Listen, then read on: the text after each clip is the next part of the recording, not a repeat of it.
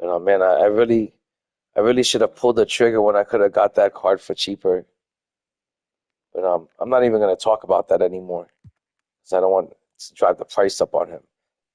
But the 100 Mike Lou turned out to be fucking great. I mean, just as good.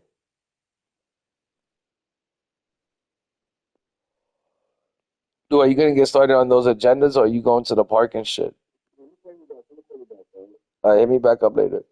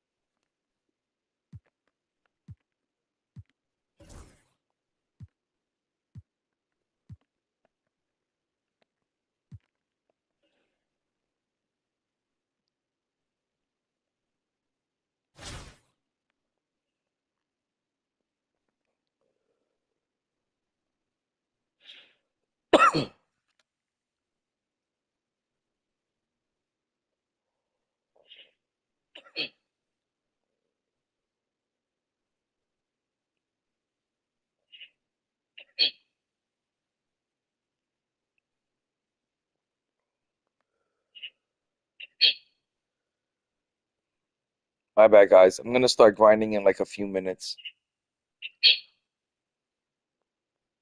My bad, guys. I'm gonna start grinding in like a few minutes.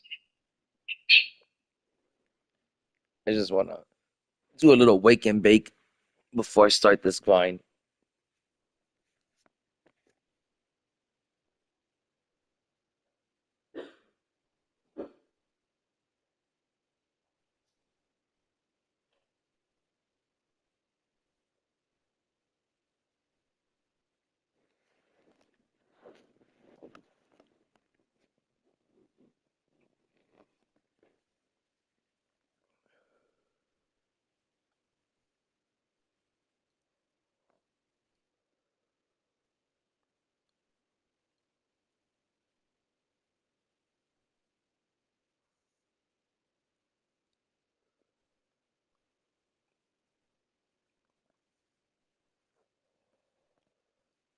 What's up, guys? And guys, as you can see, I just added 100 overall Michael Jordan to the lineup, and I'm gonna make some other moves. I'm still at 8.1 million MT, and I have like about 300 pages worth of sneakers to cash in on. And I'm gonna start grinding this new event, so basically I could just work the MT method again. And I'm pretty sure from there I'm gonna add somebody like Ben Simmons or Penny Hardaway to the lineup, or I'm looking to add Shaq. Maybe a King James if I can't pull him anytime soon.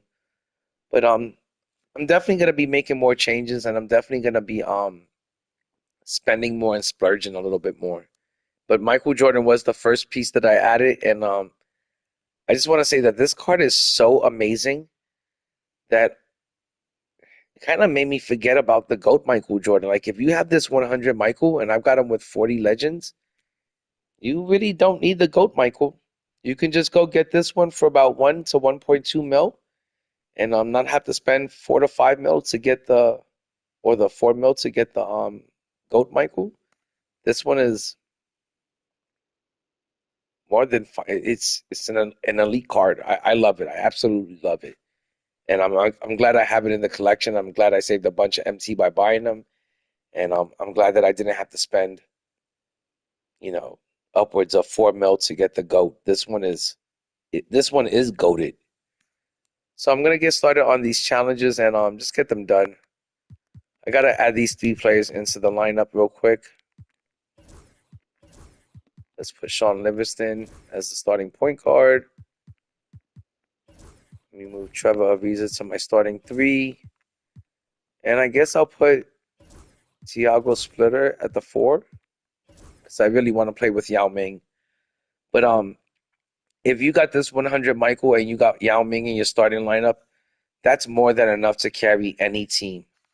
And like I said, this 100 Mike is I just got him today, and he's the best card I've ever played with since I started playing my team.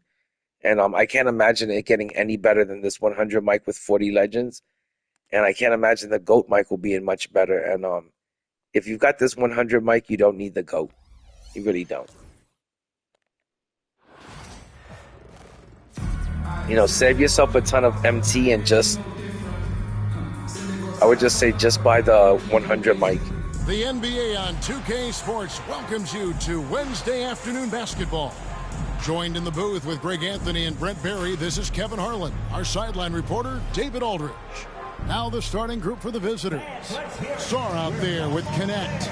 Then it's DeAndre. Okay, so I got to get a double-double. Actually, I got to get two double-doubles. So I'm going to see if I can get two double-doubles in this one game with two different champion players. Michael Jordan, and it's Livingston in at the 1. But yeah, I kind of wasted my whole night away because I fell asleep while I was looking at the auction house. After I bought this Michael Jordan, I was like, I gotta remember to change this basketball. I'm always forgetting to do that.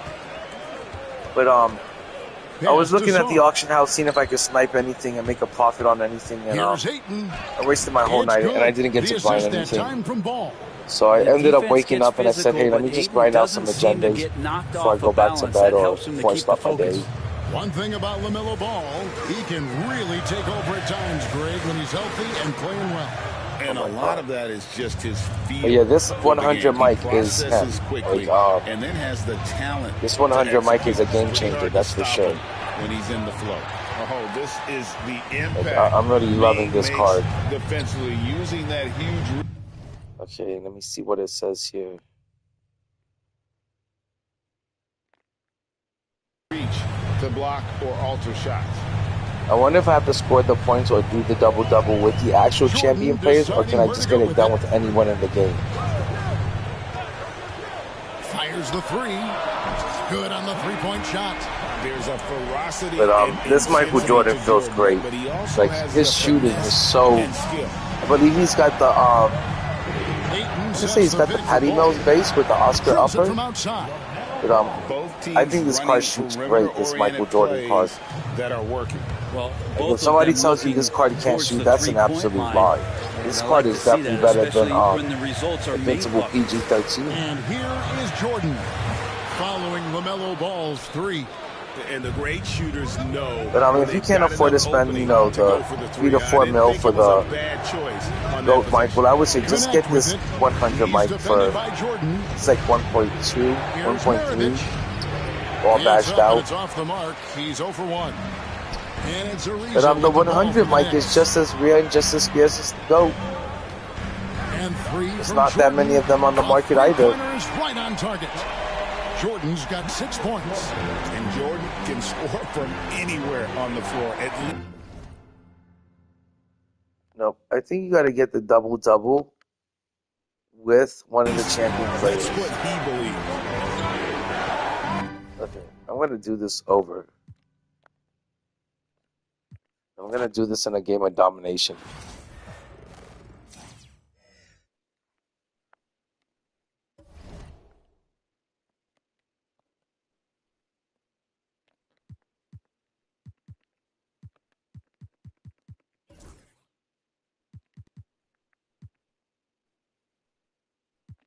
And I'm going to get this one finished off.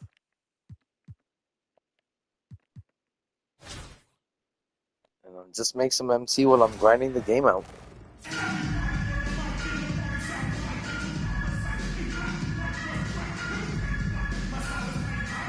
Welcome to 2K Sports. Yeah, you got to get it done with Champions players. I should have figured that. In this game, we'll see the Trailblazers going up against New York. With Greg Anthony and Hall of Famer Doris Burke, this is Kevin Harlan. And joining us on the sidelines, another Hall of Famer, David Aldridge. Let's take a look at our starters for Portland. Walton is out there with Lucas, and it's Hollins in at the 3 at the 1 spot. And for New York, Splitter is out there with Ariza. Then there's Yao. Just to get a game started sometimes. And it's Jordan in at the 2-guard spot. But yeah, there's so many players that I'm thinking of getting. Off the tip. Lucas against Splitter. Pass to Livingston. From outside the arc. Drills the 3-pointer. This Sean Livingston thing, he's not too bad. You can feel the tension in this arena. You get the sense there is a level of intensity right out of the gates. And Oh my God, that 100 overall Michael Jordan, his defense is so good. Splitter inside, defended by Lucas. Splitter, that's good. And that's where Splitter likes to operate. Just a reliable interior scorer. Oh my who gosh. has got some savvy and craftiness to his game. Lost track of Yao Ming Now out there. here's Hollins.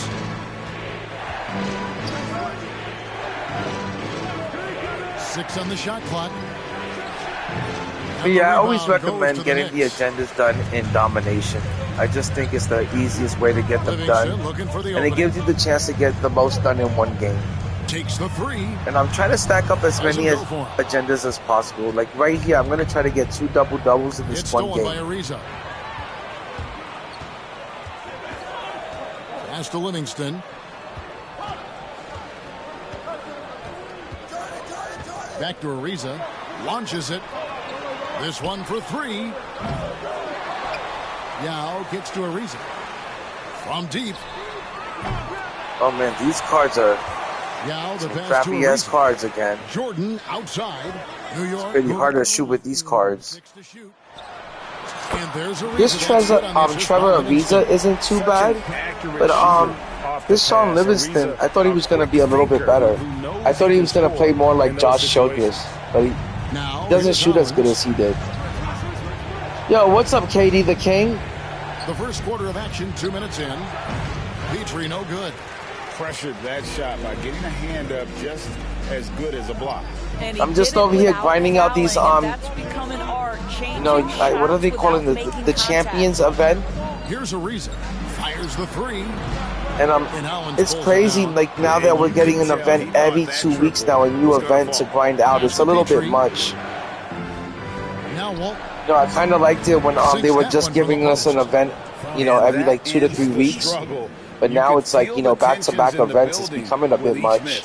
And you've got to be it's a lot to grind out. Resiliency, right? Keep pounding away, and it finally falls for you. And here are the Knicks now. After the Trailblazers, and I want to see if I can knock these out in one day. That's why I woke up earlier and I figured, let me just get my day started and just get this out the way. He's going to lose the green light here very early in this game if this comes out. But I did get 100 overall Michael Jordan for 800,000 MT. And I feel super lucky about that because right afterwards I saw some other 100 Michael Jordans with 40 Legends, and they sold for like 1.2, 1.3, and I got mine for 800,000. It was a steal. But I had been like keeping my eye on it all fucking night and shit. Like I fell asleep in front of the TV just watching the auction house because I was trying to snipe 100 Mike for a good price, and I finally got him for a good price. I got him for 800,000. That doesn't typically end well. Here's a reason. Portland making their last shot. But this 100 Mike, he's just as good as the GOAT. If you can get 100 Mike for and all badged out, mine's got 40 Legends. If you can get the 100 Mike with all of his badges, and you can pay anywhere from 8 to 1.2 million MT, you've got yourself a great card. I want to say this card is going to definitely play on my team till the end of the game, and he's that good of a card. And you can get him for a really good price. You don't have to spend 3 to 4 or 5 million on the GOAT card because the 100 Mike is just as good.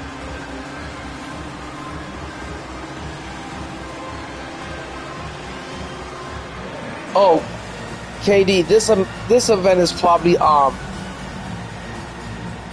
the most mid out of all the events they've had thus far. This one is kind of lame.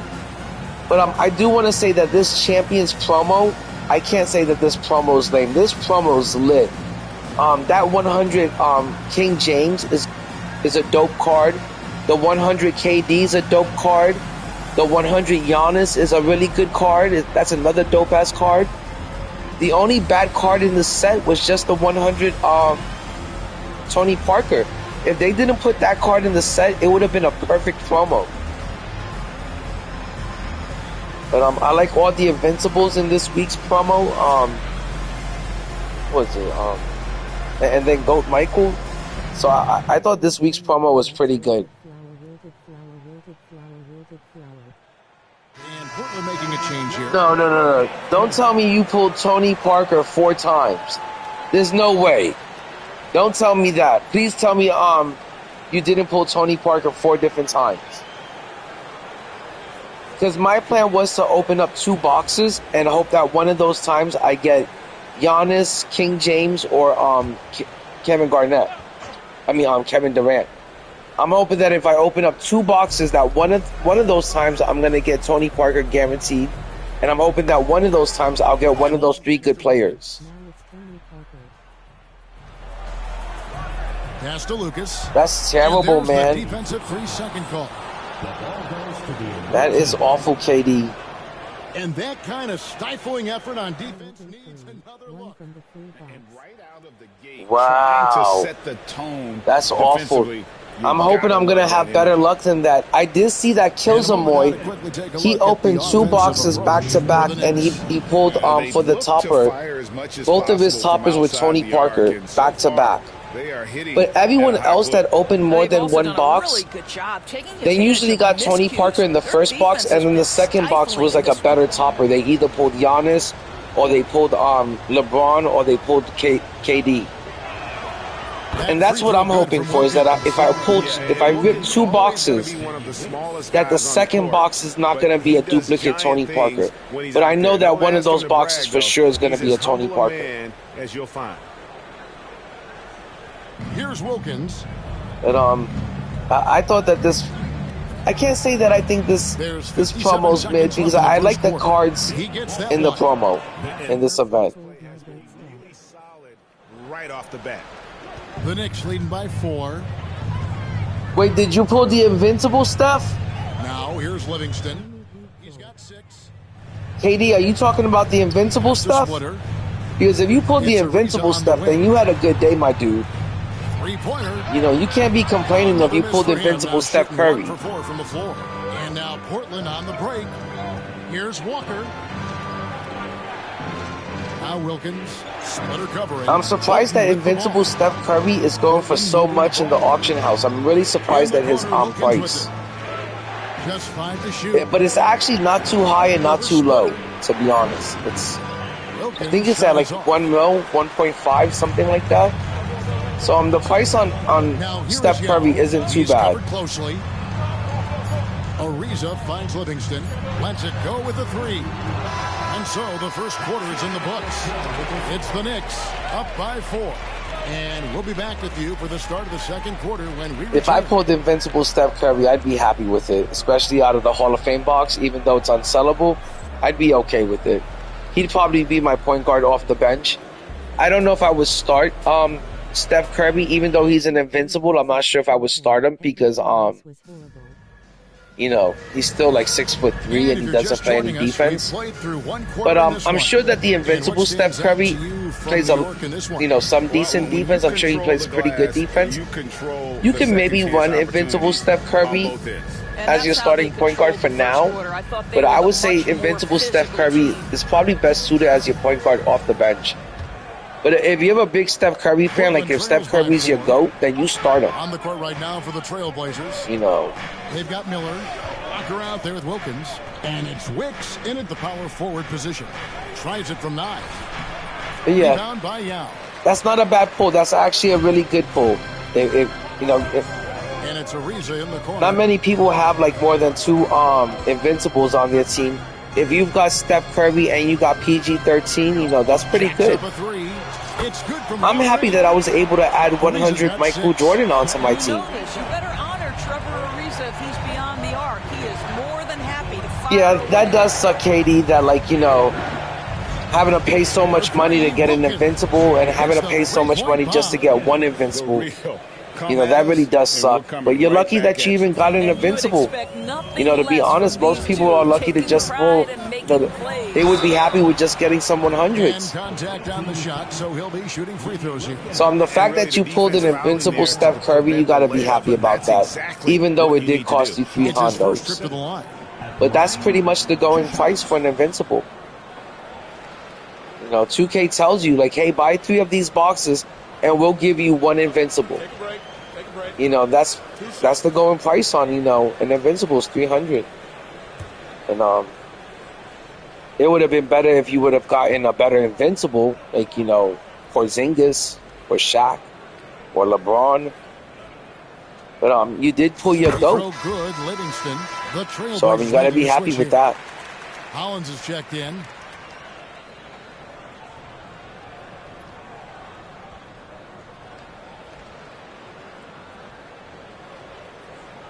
Yeah, definitely that's a good plan. If you're gonna start Steph Curry, you definitely got to make sure in your coming off your bench and even in your reserves that you have two big point guards just in case that person starts attacking your Steph Curry on the defensive end. You know, because Steph Curry is, you know, a liability on defense. But I want to say I'm pretty sure they beefed up Invincible Steph Curry on the defensive end. So as long as you have two big point guards that just in case, you know, your opponent starts to attack Steph, you know, that you could take it, you know, come off the bench with, you'll be fine. Good work defensively by Yao. New York leading by 6 and stolen by Miller. You know, if you got Invincible Steph Curry starting, you know, you should have someone like maybe like a 100 Penny Hardaway coming off the bench just in case, or like a Big O coming off the bench, or like a Ben Simmons or Magic Johnson. Shoots the 3. If you got that type of MT. And he's good on the 3-ball. Ariza's got 9. I tell you what, it's almost like stealing to watch how he plays the game from this seat. Now a timeout called by... Oh, for sure. So, like I said, some people, they can open up 3 Hall of Fame boxes, you know, and you go to open up that Invincible, you know, thing, and they've ended up with, you know, Derrick Rose and Gary Payton. At least you got your GOAT, the player that you wanted out of it. At least you got, you know, Steph Curry. So if Steph Curry's your GOAT, you know, it could have not gotten any better.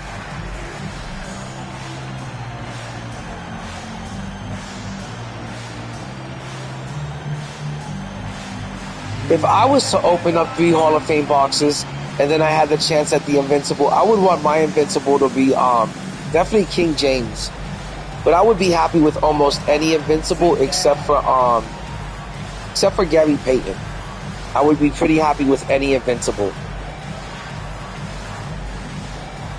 Gary Payton and Steph Curry are the 2 Invincibles I would want the least, but if he's your GOAT, then you know, you gotta be happy with that. But I would be real happy with King James, you know, Shaq, Porzingis. I would also be real happy with Magic Johnson. I would love to pull a Magic Johnson if I was to open up 3 Hall of Fame boxes. But I think having to open up 3 Hall of Fame boxes and putting that kind of price on an Invincible, and that price tag is $300. 2K is basically telling you that they value an Invincible at $300. I think that asking price is way too much, guys. Like, I'm not gonna pay $300 just to get an Invincible. That, like, come season 8, they're gonna be giving Invincibles away left and right. So save your money and just wait till season 8. They're gonna be giving a bunch away in the Hall of Fame pass and the level skips, and you'll probably be able to get a free Invincible out of salary cap next season. So don't even sweat it. I wouldn't pay $300 for no Invincible. Now a GOAT card, that's a different story. I might pay $300 for a GOAT. Steele passes to Wicks. Like, if they were to drop a pack right now that you could just get Michael Jordan out of it for like 100, 150, I would probably definitely buy that. But $300 for an Invincible, I think it's a bit much. Just a wee bit too much. He needs to look to try to drive inside and get going. That outside shot is simply not there. Walton dishes to Hollins. So, I would just, you know, hold on to my MC if anything. And I would hold on to my money because usually when Endgame comes, 2K starts to drop packs where you can get an Invincible out of it for like $50 to $100, or they start dropping packs for $50 to $100 where you can get a GOAT card out of it. And I think if you just wait long enough, those Endgame packs, they're gonna be coming pretty soon. And you don't have to spend all your money right now just to try to. You don't have to spend $300 to get an Invincible right now. Right now, if you can get some 100s, the 100s are really affordable at this moment. And I want to say that any badged out 100 is as good as an invincible.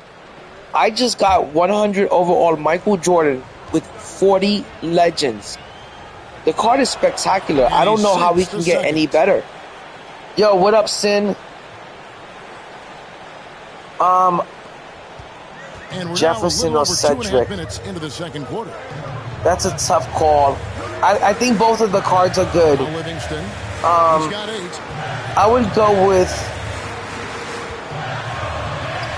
And he converts the layup. That's tough. Livingston's got 4 points in the quarter. Oh my God, my Yao Ming just got injured. My fucking Yao just got injured. I swear this happens every other game. They injure my Yao Ming on purpose because they know that I'm gonna spend MT to get injury badges, and then I'm gonna heal him up instantly. But he gets injured every other game, my Yao Ming. That sucks that just happened to him. But I would go with RJ for sure. No, I would go with Cedric. Cedric Sabalos, whichever player is taller. Sin, who's the taller player? No, Sin, I did not get GOAT MJ, but because GOAT MJ is 4 million MT right now, and so what I did was I got myself 100 overall Michael Jordan with 40 legends, and this Michael Jordan is just as good as the GOAT. I'm talking about this 100 Mike is really, really good. And I'm not trying to gas the card up, but I can't imagine the GOAT Michael Jordan being much better or worth like double the price. Like I said, my 100 Michael Jordan has 40 legends, and he only cost me 800,000 MT. And I'm pretty sure that Michael Jordan 100 Mike with 40 legends is still going for about 1.2. So I got him for a great deal, but Duncan outside. He feels so good. I can't imagine having to waste MT on the GOAT. He's that good. Just 5 on the clock. So, you know, if you can get yourself the 100 Michael Jordan, either badged out or a base Michael Jordan, he's worth it, the 100 Mike. The card is him. You don't need a card better than that.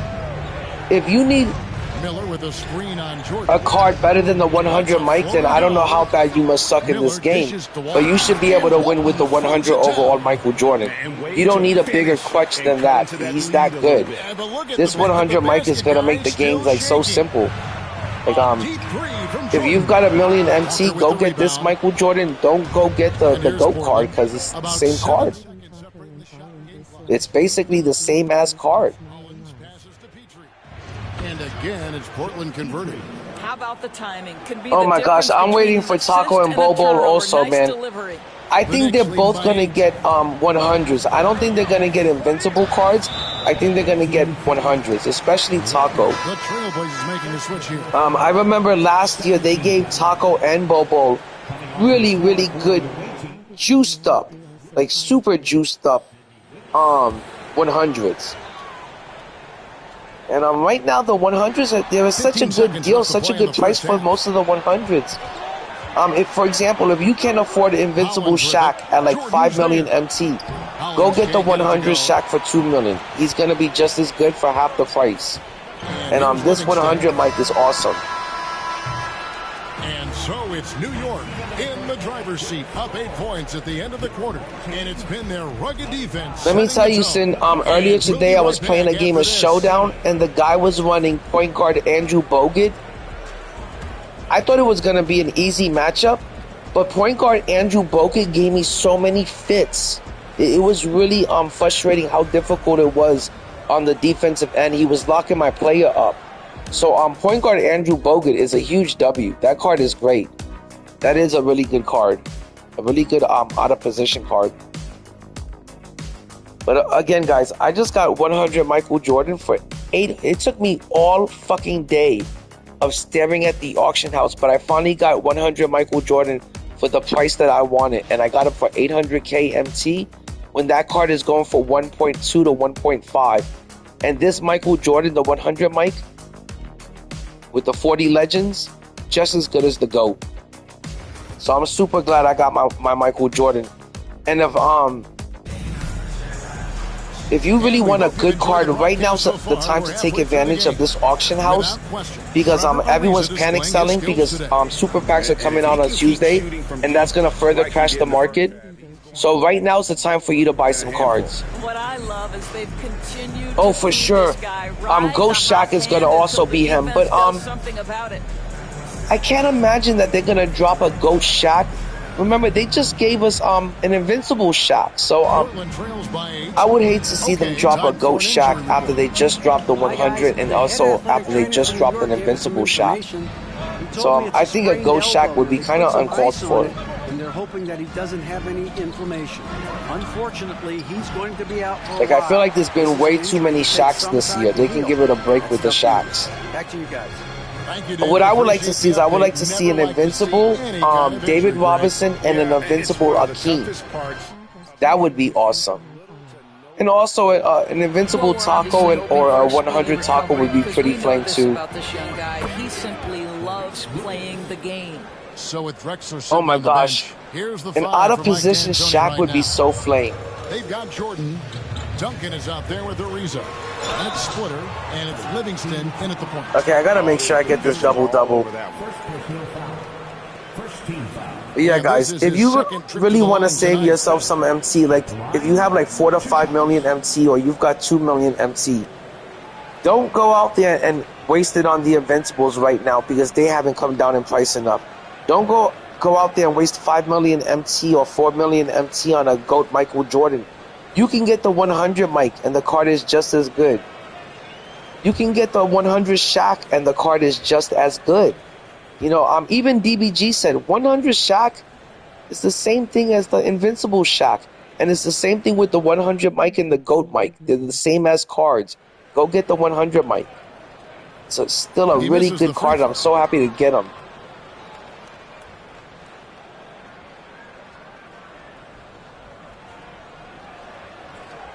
Oh man, Sin, you know they're going to drop some really good big men.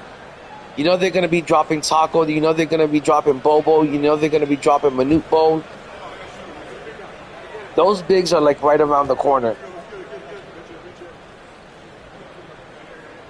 And the second free throw, good. But like I said, right now is not the time to buy any Invincibles, and they're still like way overpriced.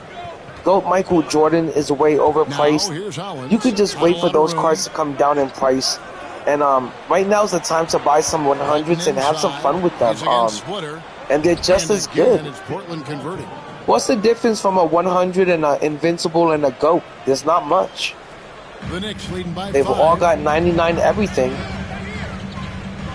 Livingston kicks to Duncan, shoots over Lucas. And I'm pretty sure next season you're going to be able to get some Invincibles from the Hall of Fame pass and the level skips. I'm pretty sure next season you'll be able to get an Invincible from salary cap. So you know, as of right now, I think the cards to invest in are the 100s. I think that's the bang for your buck right there. Is to invest your money, your MC into the 100s. Sinks the three-pointer. And the Knicks lead by 6. Oh, Sin, I miss 2K24 every single day. I miss point guard Shaq. I miss Yao Ming Shaq, point guard. I miss point guard Wemby. I miss point guard Giannis. All of those out of position cards were the best ever. Here's Walton. And Splitter pulls it down. Splitter's got rebound number 5 here tonight.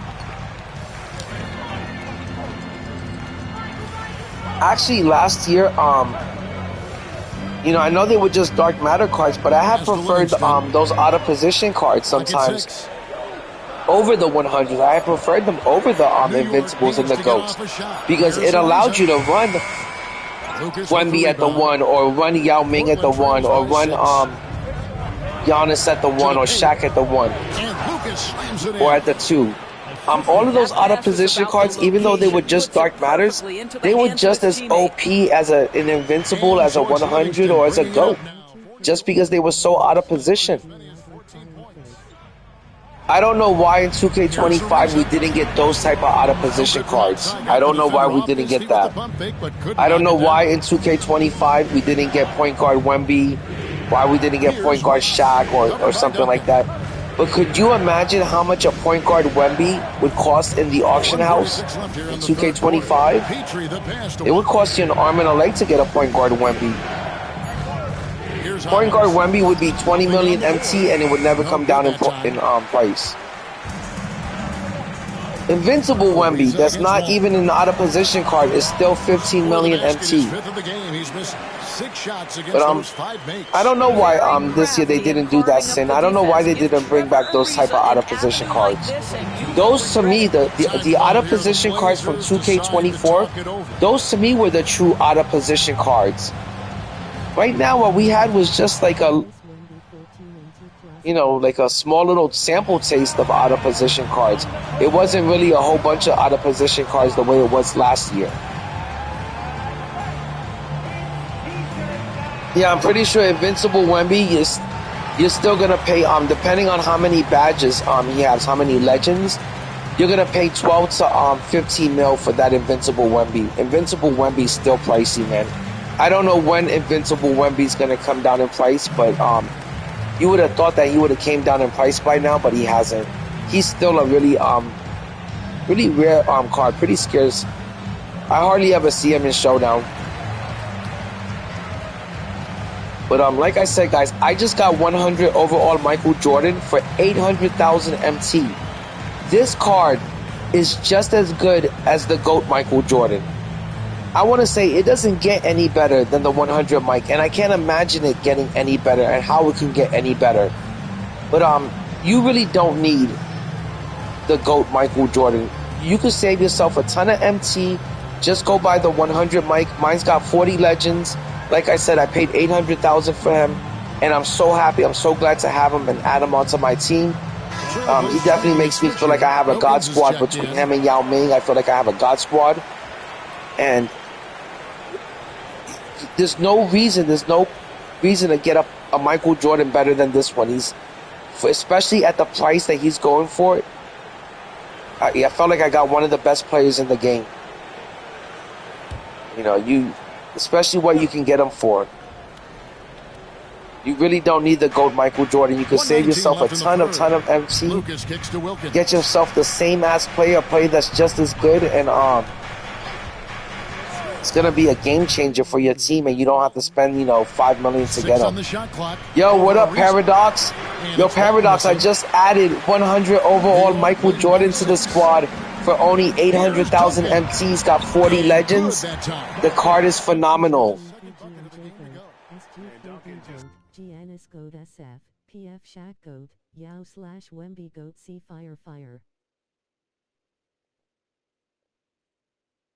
I miss all y'all playing too. Oh, for sure, Sin. Hopefully I'll have that kind of team, man. I would love it if I could get a team like that going. Oh, Paradox, as soon as you get back, my dude, I'm ready to play you. I've got 100 Michael Jordan on the team. I've got 100 Yao on the team now. I'm ready to play you, Paradox. I'm ready to play GOAT Paradox any time of the day now. But, yeah, Paradox, I also miss hanging out with you too, my dude. Feel like we haven't hung out now in like 2 weeks or some shit. Feels like forever. But I'm really happy that I got this Michael Jordan. Like I said, guys, if you want to add the GOAT Michael Jordan to your team because you're a fan of Michael Jordan, and you've got like 2 or 3 million MT, don't try to chase the GOAT Michael Jordan and spend all of your MT trying to get that GOAT Michael Jordan for like 4 million, 5 million MT. You don't even want to spend 3 million MT on one player when you can just go get the Michael Jordan, the 100 Michael Jordan, and he's going to be just as good as the GOAT MJ. It's basically the same ass card. And I'm so glad that I have him, and I'm so glad I was able to save so much MT, and I didn't spend 3 million MT on just one player. Because now it's going to allow me to make a really deep team. Here's the three. The offensive rebound.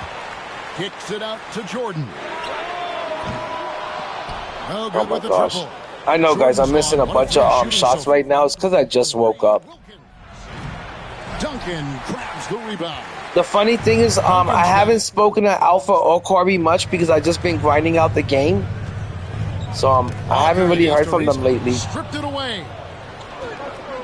I've been just really busy like grinding out the game and Here's stuff, Wicks to the middle. trying to get these event Stolen pieces. by Splitter. And 2K, you know, usually 2K gives you a break in between the events, but this season they've been giving us back-to-back events, and like it's just so much to keep up with. It's a little bit overwhelming, and it just wears me out. I feel so tired from grinding out the game 24/7 nowadays.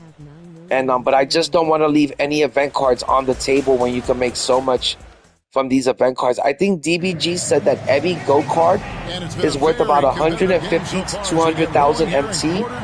If you get 3 Go cards from this event, you can make 600,000 MT just from cashing in just from quick selling the Go cards. You know, from breaking them down and selling them real quick. So I highly recommend, you know, punching all of your locker codes, do all the agendas for this event, and get those Go cards and cash in on them. Because it's pretty hard to get 600,000 MC nowadays, unless you're grinding the game out. But like I said, I was able to get 100 Mike, and I'm super happy with the card. I feel like he's just as good as the Go card, and I don't need a card to be any better than the 100 Michael Jordan. Like, that's how good he is. To the paint, looks for Walker, gets it to him. But there are some more cards I want to add to the team. I'm looking at Invincible Magic Johnson. I would like to add him. Invincible T-Mac looks really good. Invincible Vince Carter looks really good. And it's Livingston with the ball for New York. Outside, Jordan. So I'm just glad I was able to get my Michael Jordan for super cheap. Defending, but 3 hits it from 3-point range.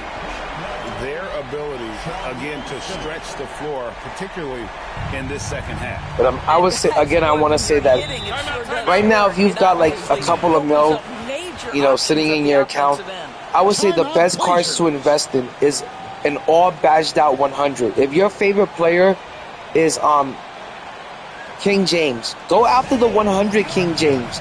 You know, go get a badged out version, because that 100 LeBron James is going to be just as good as the Invincible King James that's going for 10 mil. And you can save yourself a whole bunch of MT and still get to play with your favorite player. You know, these Invincibles and GOAT Michael Jordan, they're still way overpriced. And like I said, I would just save your MT and get the 100 version. And I think those are the cards to invest in right now. You know, especially if you can get a card, you know, 100 that's all badged out. Like, that's what I recommend doing.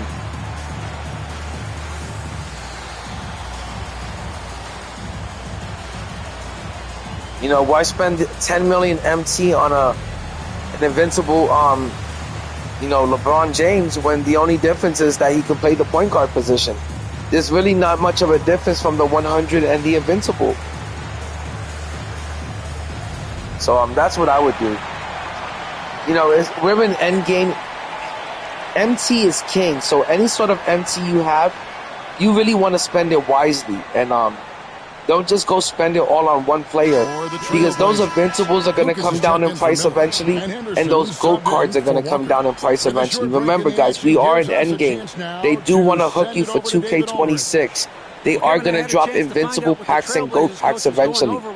You know, they are going to give you what you want. You just got to be patient and just wait a little bit longer. And so don't go spend all of your MT on an Invincible or a GOAT card when you can get the same as player, just the 100 version. You know. And Walton kicks to Hollins.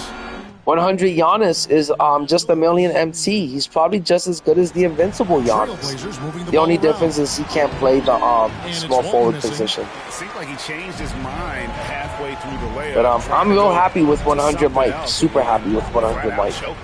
Like, he blew me away how good he was. Like, you just can't miss with this card. If you need something better than a 100 overall Mike to get you wins, then I don't want to say you're sad, but you really don't need that kind of a, I want to call it clutch.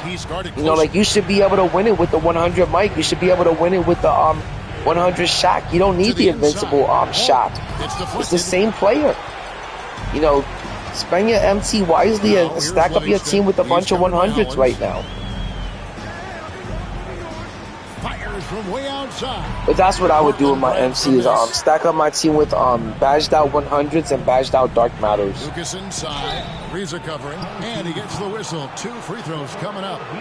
I want to say right now would be a good team. We've seen so far. Michael Beasley. Right now would be a really good time to add Michael Beasley to your team. That's a dark matter that can compete with any Invincible, any 100, and you could probably get him for like, I want to say 400,000, 500,000 MT, all badged out. There's so many good cards you can get right now for the super, super low. You know, just be smart with your MC and don't go spend it all on one Invincible or one GOAT card. You know, there's so many dark matters, and the 100s are definitely cards that can still compete. You know, 100 Ben Simmons could definitely take on Invincible Magic any time of the day. That's how good that card is. It wouldn't be a bad idea. You know, and it's a lot cheaper. A little bit of a break. Bangs home the trifecta. Ariza's got the lead up to 14 So I would say now is not a time to panic sell your 100s or to panic sell your badged out dark matters or your badged out 100s. I would say now is the time to maybe hold on to those cards and wait for the Invincibles to come down in price and wait until they're giving them out left and right in Season 8. Because in Season 8 they are going to give out a bunch of, you know, Invincibles. So I would just say be patient and just wait. Livingston kicks to Jordan.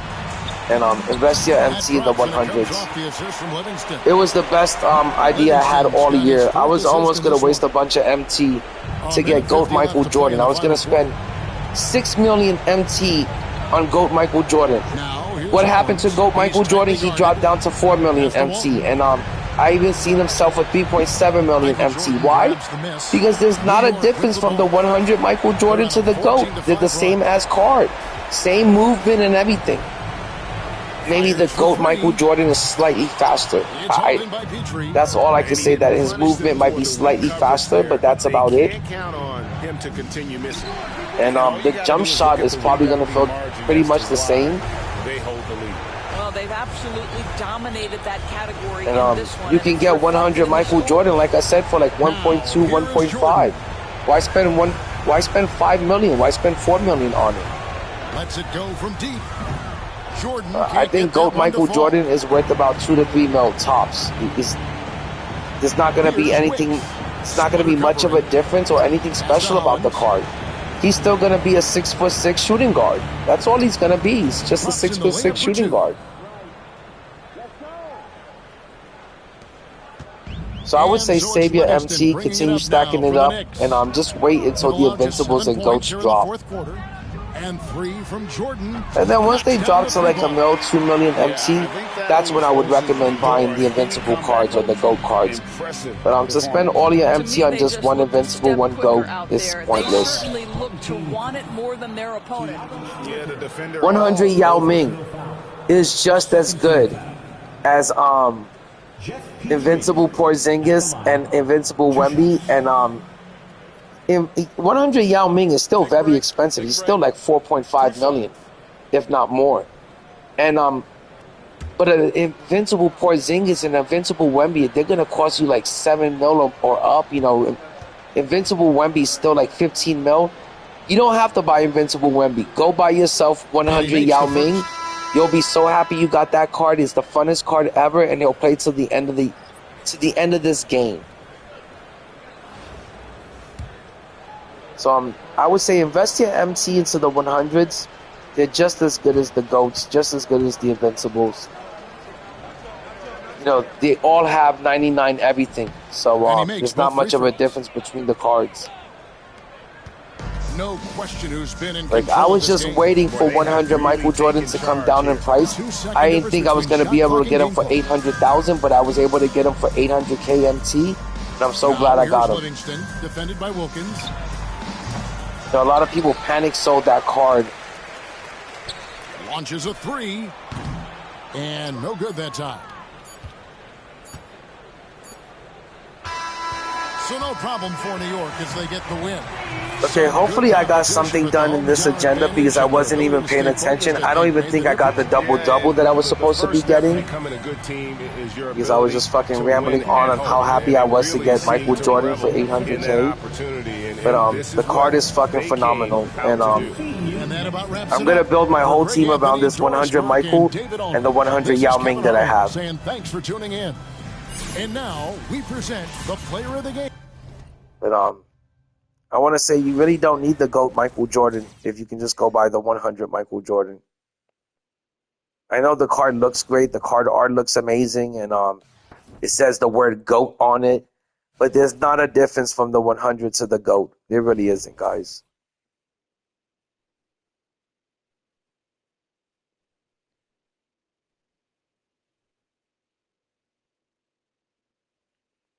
Oh yeah, I still have 9 mil Paradox. Yeah, I'm still at 9. I'm actually at 8 million Paradox. My bad. I'm at 8 million, but I have 300 pages worth of sneakers and takeover boosts to redeem. So once I sell all of those sneakers and all of that takeover, I'm sure I'm going to be at 10, 11 mil because like I said, I have 300 pages almost of stuff to sell. But I'm just going to get these agendas done really quick. Like I said, they shouldn't take too long. I want to say this is going to take maybe about 40 minutes. I've already got some of it done. I'm pretty much halfway done so far. Yeah, I'm almost halfway done. All right, let's try to get this double-double. I wasn't paying attention and I wasn't even going for it.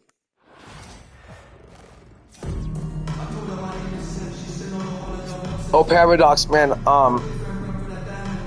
I want to say I'm going to open up a box pretty soon. Live on 2K Sports, bringing you the NBA. Oh my gosh, let me tell you, if I could get a dono right now, I would open up a 51-pack box. And reporting from the sidelines all game long, we've got David Aldridge. Now the starting group for the I'm supposed to be picking up my car today from the shop, and I can get back to work. And the second I get back to work, man, I'm going to open up at least, I want to say, 2 of these champion boxes. Because I know that there's a chance that you could end up with Tony Parker as your topper. But believe me, if you open up 2 of these boxes, I do think you're going to end up with LeBron James, Giannis, or KD as one of your toppers. Wins the tip. Here's Splitter, and he banks in the lane. So I definitely want to open 2 of the champion boxes because, like I said, I think if you open up 2 of them, you have a really good chance of getting King James, Giannis, or KD. But it's a guarantee that one of your boxes is going to be Tony Parker as the topper. And Tony Parker only goes for like 95,000 MT. So many people pulled Tony Parker as their topper. It was terrible. Getting Tony Parker as your topper, that is some bad topping. That's like getting top from a fat ship. That's how bad that topper is if you get Tony Parker as your 100. Now, if you get King James, that's the best top ever. A three-pointer off the mark. We're talking about Trae Young here. That's who I would like to pull. I would like to get that 100 King James or that 100 KD or the Giannis. Like I was telling KD the King earlier, I think this Friday's promo, I think was one of the best promos that we've seen all year. I thought this promo was really, really good. You can't ask for anything more. It had King James, KD, Giannis, Porzingis in it. This promo was flame. You can tell he just loves life. He loves everything he does, especially when he's on the floor. No, there was so many good players in this promo, so I can't complain about this promo. And I think this event is pretty good too. It gives you, I know they were back-to-back events, and that's a little bit overwhelming, but it really gives you a chance to stack up some MT. You know, and this is the only way you can stack up, 400,000 or 500,000 MT and do it, by just grinding. So, 2K is going to give you the chance to make some free MT. You got to take advantage of these events. There's really nothing in the exchange that I want except for the 100 pack. But I really just want to stack up some more MT. There's the pick. Gets it to go from And I'll continue stacking my team up with these 100s. These 100s are dope. 100 Yao Ming is a great player. 100 Michael Jordan, fucking great card. I'm so glad I have them on my team. Look at 100 Michael Jordan playing defense, blocking shots, sending that ball out of the arena. You gotta love strong defense. Look at that shit. When it comes in This 100 Michael Jordan plays great defense, guys. You don't need the GOAT card. You don't need to spend $4 million or $3.7 million for a 100 Mike. You can just get this one. Get the 100 Mike all badged out. You'll be more than happy. I got mine with 40 legends for 800,000. I pulled a robbery on that shit. I stole that shit. The Knicks pull it in. It's Ariza on the wing. The three. And the Knicks hit again from deep. But yeah, I absolutely love this Michael Jordan. I can't say enough about it. Who knows he can score in those situations. And I did take Michael Jordan and Yao Ming into a game of showdown earlier, and I was able to win the game way easy. Up again. It's good on the putback. Oh, big time putback there. What a great motor on this guy. There is no one who goes after those rebounds harder. Like, if you got 100 Michael Jordan on your team and you got 100 Yao, I want to say you have some of the best cards in the game on your team. If you're just tuning in, we played about 2.5 minutes here in the first. Ariza passes to Splitter. Lets the three fly, and there's Ariza. That's good on the assist by and you save yourself a bunch of MT. Like I said, I want 100 Shaq really bad because he's gonna be the same as card as the Invincible Shaq. There's no reason for me to spend 4 million MT on Invincible Shaq when you can get a 100 Shaq with 40 legends for 2 mil, and he's gonna be just as good. Inside. And I'm ready to beef up my team. And when I say beef up my team, I want my team to be on steroids. That's how good I want my team to be. That's how juiced up I want them to be. I'm looking to get, like, all the 100s that I'm looking to add on to my team, they're all going to have 30 legends or more, if not 40. Earlier today, I could have picked up, it was Penny Hardaway. I want to say he had 40 legends, and he sold for 700,000 MT. And for some reason, I didn't pull the trigger on that Penny Hardaway. And I thought it was a bit too much, but then afterwards I realized a 100 Penny Hardaway with 40 legends is basically an Invincible or a GOAT. And I should have pulled the trigger on it. And if you have the chance to get a 100 and it's a player that you like and that you want, and he's all badged out, pull the trigger. Because people are going to start gatekeeping these players. You know, once people realize that they've got a really good card on their hands, believe me, you're not going to see that badged out player back on the auction house. Livingston is out there with Michael Jordan. You know, do you know how rare it is to see a Yao Ming in the auction house that has 40 legends? Do you know how rare it is to see a Michael Jordan in the auction house with 40 legends? You know, so if you see that card, pick it up while you can. Take advantage of this market crash.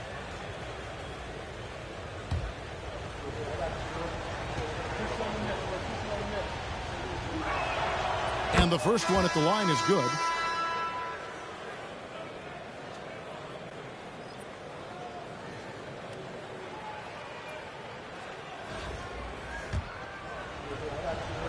You know, like, I know a lot of people want to gas up the Invincibles and gas up the GOAT cards, and those GOAT cards are great.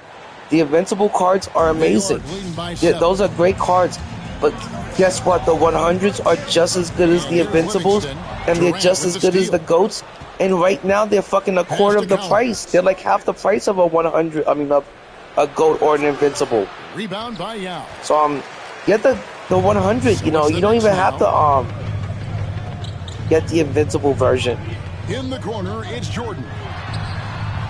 Buries it from three-point range. And at this point of the game, you should have like a bunch of like legends in your collection. You should have a bunch of Hall of Fame badges. You should be able to easily badge out any 100 that you get for the cheap. Only continue to grow. And no doubt they'd love to see him get a lot more of those opportunities. And that deficit will Oh go my away gosh, quickly if he Kevin does right. Garnett, the GOAT Kevin Garnett is so nice. You know, last year they had a really good 1:57 left here in the second. Invincible Kevin Garnett. It was a really good card. And it's a reset in And the this year corner. that GOAT Kevin Garnett is gonna be nice. For three. And again, New York. If you're gonna go after any of the GOATs in the exchange, you know, of course you want to go after Kareem and stuff, and of course you want to go after Find some answers. Kevin Garnett. The only one I would avoid is D-Wade. I would not go after D-Wade, that's for sure. But also the Invincibles in the exchange have been looking really good. Invincible Paul Pierce is looking pretty good to me. Invincible Ron Artest is looking good.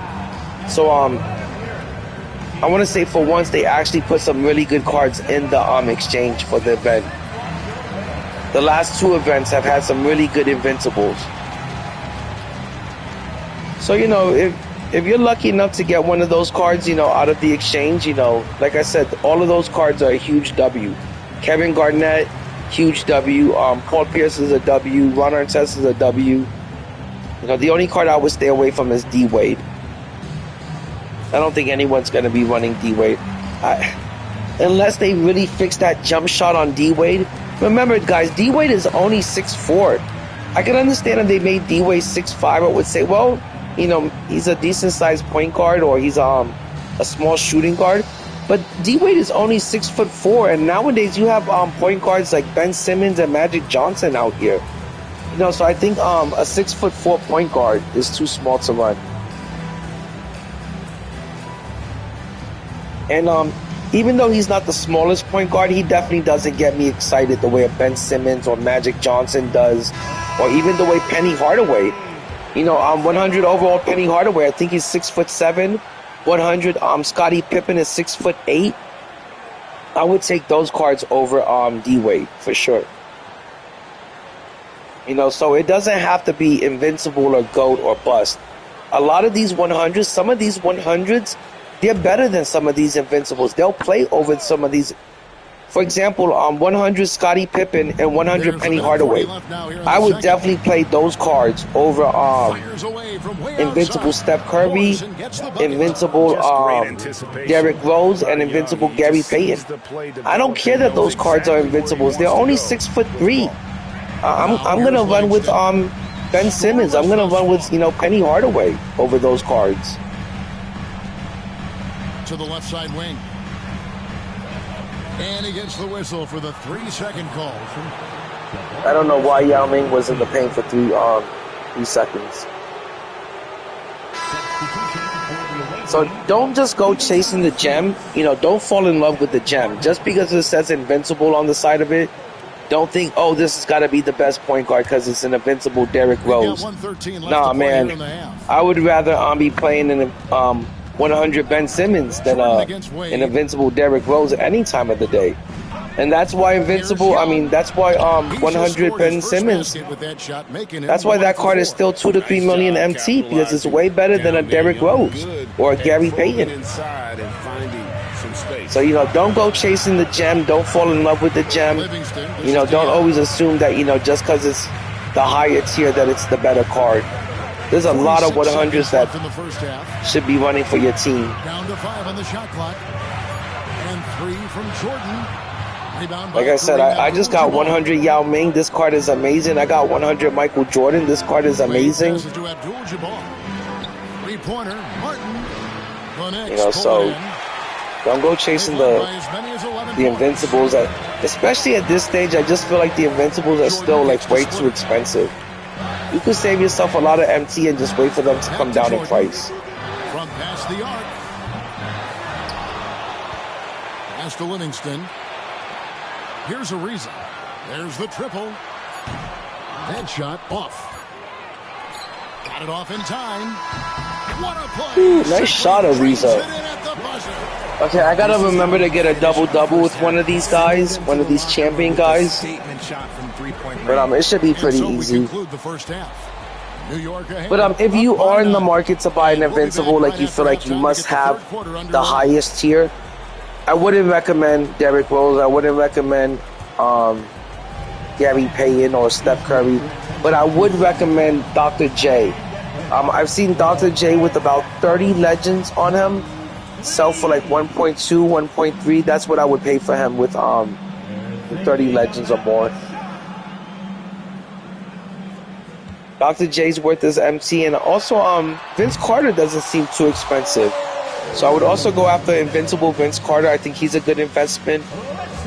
But all the other Invincibles, they're still pretty expensive. Like Magic Johnson is still like 2.5.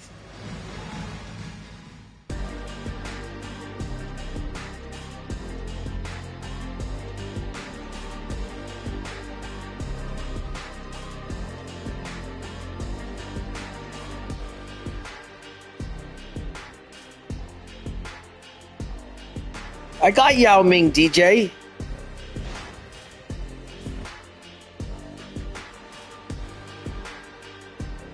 Oh, I'm trying to get the points with I'm trying to complete these agendas with the champion players. I'm trying to get a double-double with them and score points and rebounds with them. And happy you could join Yeah, us. I'm gonna win We've this got game 2 regardless. I'm quarters just left trying to, go in complete this regulation. challenge. Without question, Trevor Ariza displaying his skills today. And how about the amount he's contributing in the scoring column through 2 quarters? He has been terrific. He always wants to be a go-to guy for them. I'm sure he'll be calling for the ball even more in this half. Abdul-Jabbar is up there with these. And it's Young. Then there's Wade. So guys, have any of you picked up anything from the auction house? Or are any of you guys taking advantage of this market crash? Because like right now is the time to beef up your team and your lineup.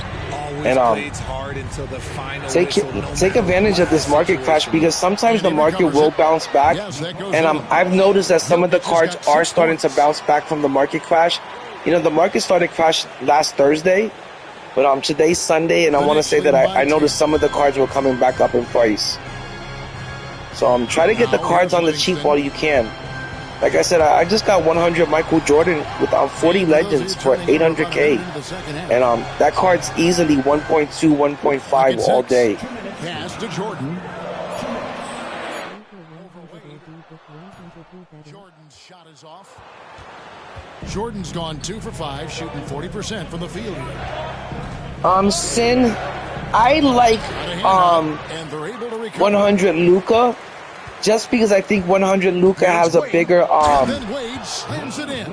build, and I like his bigger build. But Devin Booker's got that unstoppable fadeaway, like. So 2 points. That one goes. You really can't go wrong with either player. I think they're both like 6'7", but I feel like Luka feels a little bit bigger. And that's why I would go with Luka, but I feel like Devin Booker's got that fader, that leaner, that it's unstoppable, it's unblockable. So it just depends. Oh, that's a tough one. Devin Booker or Luka.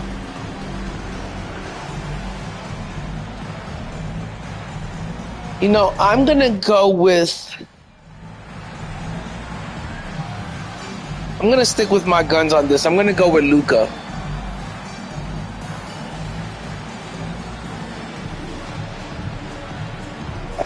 I would say the Devin Booker jumper is better than the Luka jumper. That's for sure. I want to say the Luka jumper is a little bit slower, but I just feel like he's a bigger player, and that's going to help more on defense. I feel like Devin Booker this year has been absolutely terrible on defense. Like when you have Devin Booker on your team, it's guaranteed that everyone's going to burn by him. He's really easy to get to blow by, and he's a real big liability on defense, Devin Booker. So I would go with Luka because I feel like he's slightly better on defense and he's got a bigger build, and that's going to help him out on the defensive end. And for some reason, I also feel like the 100 Luka plays. Not only does he shoot good, but he kind of plays above the rim. He's not too bad, at slashing to the rim. Alpha runs him a lot at the park, and he's always having like a ton of success with that card. So I want to say that 100 Luka over Devin Booker for sure.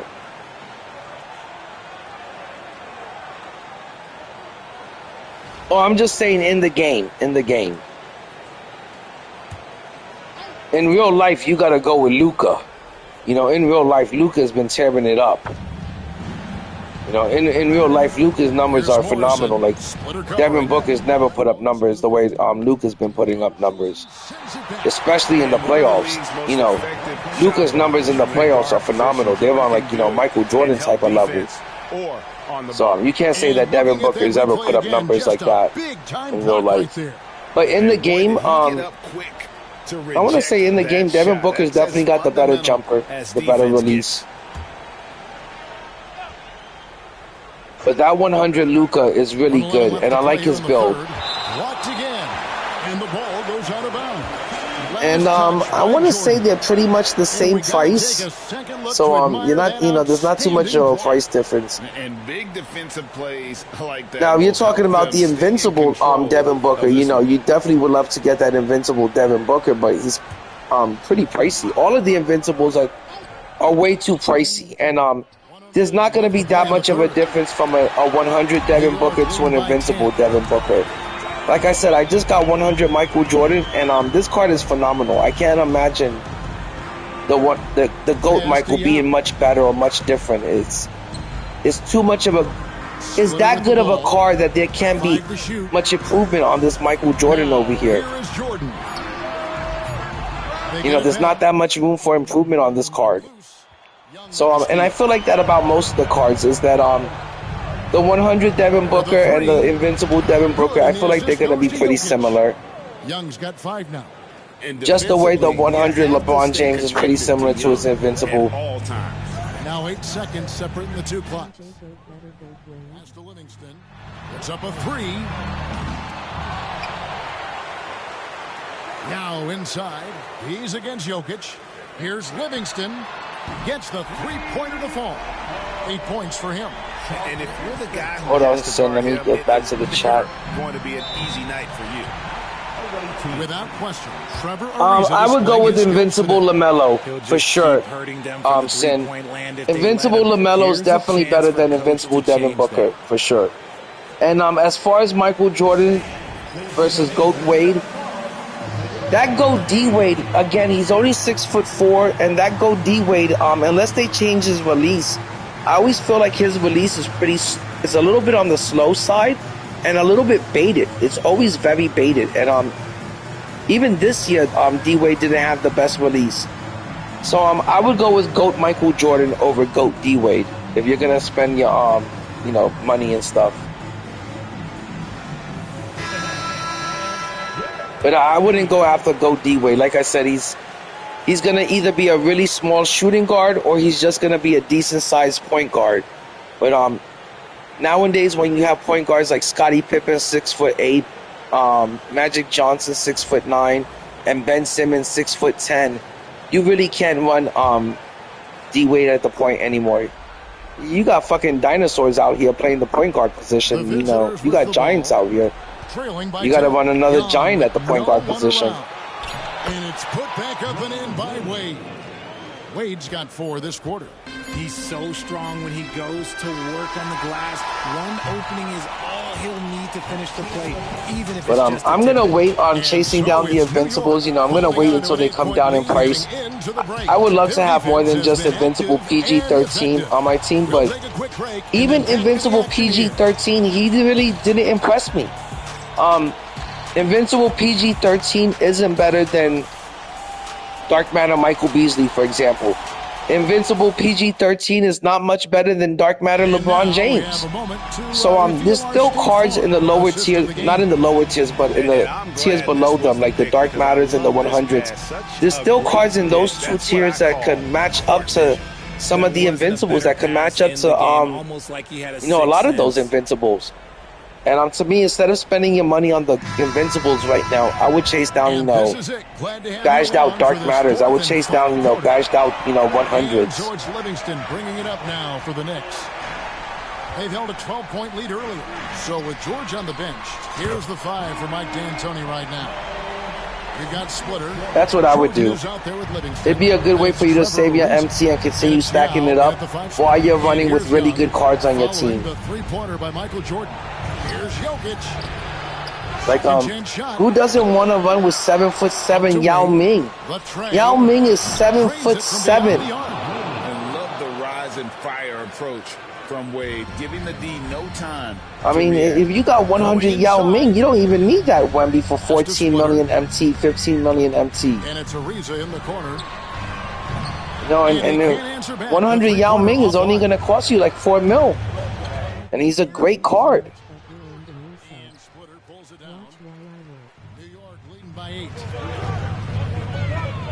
Yo, thanks, DJ. I really appreciate that, my dude. I really do, fam. Appreciate the love and the support, man. Good looking out. I really do appreciate that. Anytime you want to hang out and talk some 2K, just swing through. I'm indie 2K all day, every day for a reason. Because this is pretty much what I do all day, every day. That Jabbar brings to the center position. I just love this game too much. Now here's Splitter. Connects from 3-point You know, I kind of hate when people are like, I don't know, I feel like lately a lot of the streamers, a lot of the content creators are kind of bashing on 2K25, and you know, I feel like if you don't like the game, if you're gonna hate on the game, why play it? You know, and I could understand, you know, a lot of, you know, people, their channels depend on it, you know, they make money off the game. But if you make money off the game, if you're a JC2K, if you're a Ty Debo or DBG, there's no reason to hate on the game, you know, if you're making bread off the game. And if you're a streamer or you're a content creator and you don't love the game, you know, then there's no reason for you to play, you know, instead of just, you know, just to chase down views or something. But I really do love this game, and I think it's gotten so good lately. And maybe it's because I got Yao Ming and Michael Jordan on my team now, but I find this game extremely fun. I'm loving how much fun I'm having with the game right now. Like, I know a lot of people say, oh, the game costs us so much money to play this year, but I really haven't been spending that much money on the game this year, and I'm still able to buy, you know, put together a team, a God squad that I wanted to put together, the players that I wanted to run with. And all it took was me grinding out the game and being smart with my MT, stacking it up, and doing a little bit of sniping on the side. And I feel like if you just do those few things, you're going to be able to stack up your MT and run with the players that you actually want to run with on your team. So, and the way I'm doing it, the way I've got all the players that I want to run with on my team right now is I'm not chasing down the newest tier or the falling in love with those gems. You know, I'm falling in love with the players that I want to actually run with. So, you know, if I'm able to get a badged out Dark Matter Akeem Olajuwon or a badged out Dark Matter David Robinson with 40 legends on them for, you know, 200,000 MT, I'm going to get that player instead of getting the 5 million MT Porzingis. You know, if I can get 100 Michael Jordan for 800k MT like I just did with 40 legends, I'm going to get that Michael Jordan instead of the GOAT Michael Jordan for 5 million MT because it's the same as player. So you just got to be smart with your MT and how you spend it, and you just got to grind out the game and grind out these events. Take advantage of the events, take advantage of the MT method, and you know, don't be in such a rush, you know, to get the new hotness, the shiny new toy. You know, don't let 2K convince you that what was an elite card 2 weeks ago is now outdated. 2 weeks ago, 100 overall Michael Jordan was still going for 2.5 million MT. Now you can get 100 Mike for like 1.2, 1.5. It doesn't mean that the card is not still elite. This card is one of the best cards I've ever played with. You know, and I love this card now. And this Yao Ming is a great card. I can't imagine Invincible Wemby being much better than 100 Yao. And you don't have to pay 15 mil. You know, so be smart about your MT, you know, because you do spend real life money to stack up this MT. You do spend real life time to stack up your MT, grinding out the game. And so don't squander it, you know, don't waste it, you know, ripping base packs for 4 million. Every time you get 4 million MT or 18 million MT, don't waste it, you know, on a base pack or a regular pack. You know, stack up your MT until you can get the player you want, you know, work the event, grind out the events, work the MT method, and you know, grind and save. Here's Ariza. And if I was able to do it, you guys could do it. And I like the way Ariza Because I'm not the biggest grinder in the game, you know, I'm not the biggest, you know, spender in the game. And I was still able to get to 10 million MT, you know. So I feel like, you know, if I could do it, any of you guys could do it. And if you don't know how to do it, you could just ask me and I'll tell you how to do it and shit. Put in a supreme effort. It just felt like once they had that lead, and it was Hem, why do you think I'm constantly here grinding out the game? You see how much I'm here constantly grinding out the game. I don't see anyone else. I can't even think of any other streamers but like Carlo and Decentric that are constantly grinding out the game until their fucking eyeballs are fucking burning and shit. You know, Carlo fucking is on the game 12 hours a day. That guy don't sleep, he don't eat. He just constantly grinds out the game, and I'm constantly here grinding out the game. You see me do it. And this season 2K went from one event to the next, you know, back-to-back events, and it's overwhelming. And it's a lot of work, and it wears you out. You know, don't let anyone fool you and tell you like, hey, if grinding out the events are easy.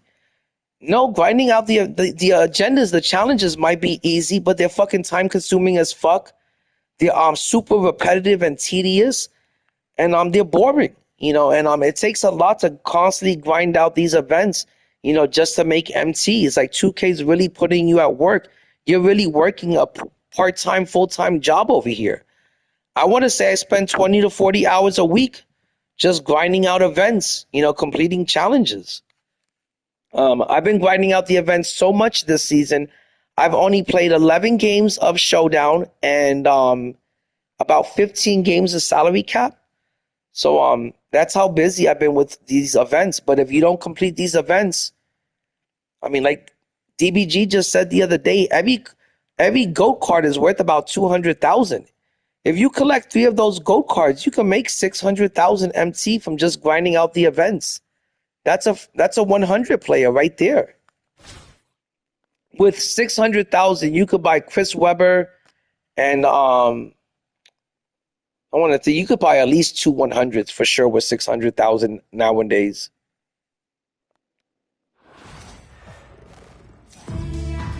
So I want to say, even though it's been a bit overwhelming, and they are back-to-back events, and 2K didn't give us a break this time between events, I want to say you still got to say the events are a huge W because it allows you to stack up MT. They put some flame-ass stuff into the exchange. All the players from the last 2 events in the exchange were really good this time. Invincible Ron Artest was really good. Invincible Paul Pierce looks really good. GOAT Kareem looks amazing. Invincible Joker was dope. So the events have been dope, and everything they put into the exchange has been dope, but you got to put a lot of time into it, a lot of grinding, and you know, you got to rip a lot of packs. But like I said, that's why I don't always chase down the newest cards, the newest tier. That's why I'm not always chasing down the new hotness, the new shiny toy of the week. You know, if somebody wants to say, hey, Indy, you're playing with cards that came out, you know, a month ago, for example. I'm perfectly okay with playing with Yao Ming from a month ago or Michael Jordan from a month ago. These cards are still really elite cards, super elite cards, especially for the price you can get them at right now. And if you need something more than 100 Yao Ming, if you need something more than 100 Michael Jordan, then, you know, I don't want to say that that's kind of sad, but, you know, you really don't need your players to be that OP. You don't really need your players to be that juiced up. You should be perfectly fine. You should be more than perfectly fine with 100 Yao and 100 Mike. You don't need Invincible Wemby. You know, that's really looking for a clutch in the game. And I'm going to win perfectly fine next season. Season 8. Going into Season 8 with 100 Yao and 100 Michael Jordan, I'm perfectly fine with those 2 cards. I don't need anything more than that. And if you need more than that, that's kind of sad. Don't waste your MT like that, guys. Past the splitter, it's tipped. Here's Livingston. from deep, Jordan. You know, save your MTs, spend it wisely, and be patient. You know, wait for the cards to come down in price because they're all going to come down in price. 2K is going to give you the chance to get every single one of these cards. You know, they want to hook you for 2K26, and it's endgame. They also want to get your money. So trust me, just be patient and just wait, and hold on to your MT. This is a guy that doesn't just want to be seen as an elite player. He really wants to compete. But you know, at the same time, also have some fun with it. We are getting close to the end of the game. With the jam. And that's easy pickings right there. Leave someone that wide open, and Mitchell's not going to miss them. And now just over a minute played. You know, I've never played 2K on the PC. Is 2K any good on the PC, or is it different out there? I always hear that the auction house is a lot cheaper for the PC people. Ariza passes to Jordan. But there's not many people playing 2K on the PC, and that for that reason that their auction house is pretty cheap, like a lot cheaper than it is on PlayStation. Mitchell up top, covered by Jordan. I even hear the same thing is for Xbox. I hear their auction house is always a little bit cheaper than the PlayStation auction house. And we've got 1:18 left to play in the first. Here's Ariza. And again, New York with the triple. Okay, I gotta get a double-double, and I don't want to forget to do it. To get him as many touches as possible. But after this, if anybody wants to play any 5v5 showdown, I am definitely down to play some 5v5 showdown. I don't know if you're still out there, Paradox. Oh no, Paradox, you're still visiting family. If anybody wants to run any showdown, I'll definitely run. Yo, what up, Baller? And it's already paying off. Yeah, well, his offensive contributions are going to be very important in this game. So it's good they've already got him in a rhythm. Here's Splitter. Here's Livingston. Yo, Baller, I was just telling the chat how I just got 100 overall Michael Jordan for only 800K, and he came with 40 legends, and I think this card is pretty much as good as the GOAT Michael Jordan and a quarter of the price. So I'm just trying to tell people, like, you know, if there's a card out there that you really want, you know, if you can afford to get the if you want to save some MT, you know, just go out there and get the 100 version of it, or the dark matter version of the card. Misses, and you know he wants that one back. Those are precisely the looks this team is trying to create. And don't think just because you're running with dark matters, you don't have like cards that are good or cards that can still run. Like I said, there's so many good dark matters that can still run with a lot of the invincibles and the 100s. Dark matter Michael Beasley could run for any team. Dark matter Kawhi Leonard could still run. Dark matter Dr. J could still run. Dark matter Giannis that could run the 3. Dark matter Giannis that could run the 3 is better than the new 100 overall Giannis that cannot run the 3. Think about that, guys. Before you go spend 1 million MT on the 100 Giannis. Actually, he's like 1.2, 1.3 million MT. Think about this before you go spend 1.3 million MT on the 100 Giannis. He doesn't play the small forward. He only plays power forward and center. Nobody wants to run Giannis at the power forward or at the center position. The Dark Matter Giannis, you can go get Dark Matter Giannis with 40 legends on him for 600k MT, and you're going to have the best small forward in the game. Dark Matter Giannis all badged out with his legends is better than small forward Chris Webber. That's for sure. And there's the foul. It'll go on Aaron. There's a reason why Dark Matter Giannis, with all of his legends, is 600,000 MT, and right now you can get Chris Webber for like 300,000 MT. Because Dark Matter Giannis, with all the legends, is still the best small forward in the game. The only thing better is the invincible Giannis. Here's Yao. Pass to Livingston. Out to the right wing. Here's Splitter. Misses the 3. You know, a reliable. But that 100 Giannis that can only play power forward and center, I wouldn't waste a million MT on him.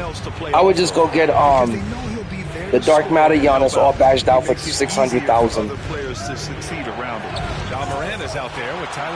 And I know the prices to everything because I'm constantly staring at the auction house until I fall asleep. I've lost track at how many times I've fallen asleep in front of the auction house. And here's New York now. Like it just happened to me last night. I fell asleep in front of the auction house and then I woke up at 6:30 in the morning. just over a minute gone here in the second quarter. I was like, hey, time to get back on the game. It's a three-point Time to get back on that grind. Guys like him are so You don't grind, you don't shine. Offensively, it's been a struggle for him. But I am gonna make a little breakfast for myself. I was thinking And the waffles. visitors call time here. Actually, I also have some Fruit Loops, so I'm thinking of going with Fruit Loops. Yep, I think I'm gonna go with Fruit Loops for breakfast. The breakfast of champions, some Fruit Loops. Actually, I feel like I've been eating way too many sweets lately. I don't want to get the diabetes. You know, diabetes is no joke, and I've been eating a lot of sweets lately. But I'm gonna go with Fruit Loops for breakfast.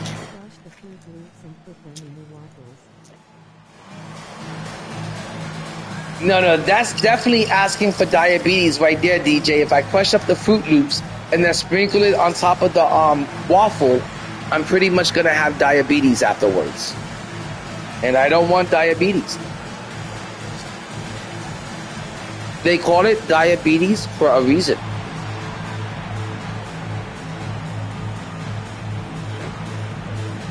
But diabetes is nothing to joke about. So always watch how much sugar you're eating, guys.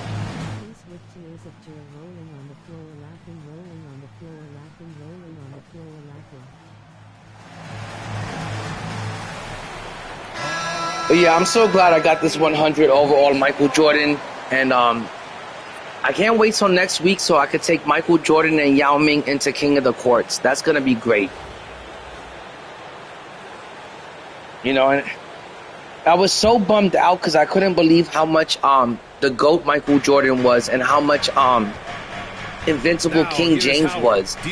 But now that they dropped a 100 LeBron James and the 100 Michael Jordan is so damn good, I realized I really don't have to be bummed out if I can't get the Invincible King James or I can't get the GOAT Air Jordan. The 100 versions are going to be just as good. Pass to Howard. You know, I was really bummed out. I was like, man, I guess I'm never going to be able to get, you know, Invincible Wemby. Invincible Yao Ming, Such a strong he's a quarter of the price, just as good. And he's taller, actually. He's 7'7". Wemby's only 7'3". So, I don't know. I'm really glad I was able to add some really good 100s into my lineup. What a tough BA. And I'm glad they came down in price finally. You know, it took forever for the 100s to come down in price. 59 seconds left to play in the second And quarter. now that they're affordable, I'm really having a blast with the game. And you know, that's what I feel like makes the game so non-fun at times. You know, when the pack odds, when the percentage sucks so bad that you can't pull the players you want, and when the players are so expensive in the auction house, and you have to just kind of play with players that you find acceptable to have on your team, or got 4 points now in the quarter. you know, maybe they're like your second or third favorite player of all time instead of your first, you know, favorite player of all time. You know, when you have to deal with that and not exactly run with the players that you want to run with, that kind of kills the fun of the game. And I'm really glad now that the 100s are down in price that you could actually have a chance to get the cards you want to run with. Oh, DJ, I definitely want T-Mac. I'm waiting for a T-Mac to come up in the auction house that has like 40 legends. I wouldn't mind getting T-Mac. I think T-Mac is pretty good. Actually, I would love to have T-Mac on the team. I think T-Mac is still above 1 million MT, so I want to wait until he comes down a little bit more. Like I said, I just got 100 overall Michael Jordan with 40 legends for 800,000. That's how much I would like to pay for a T-Mac. You know, it's something like that, 800,000. Out left to the wing. Whoop, there's the shot clock. Sorry about that, guys. I'm trying to eat breakfast. But I feel like pretty soon a card like T-Mac that's going for 1 million or 1.2. And so we've reached the end of the first half of play. I feel like pretty soon you'll be able to get a T-Mac for 800,000-900,000 MT if you just wait.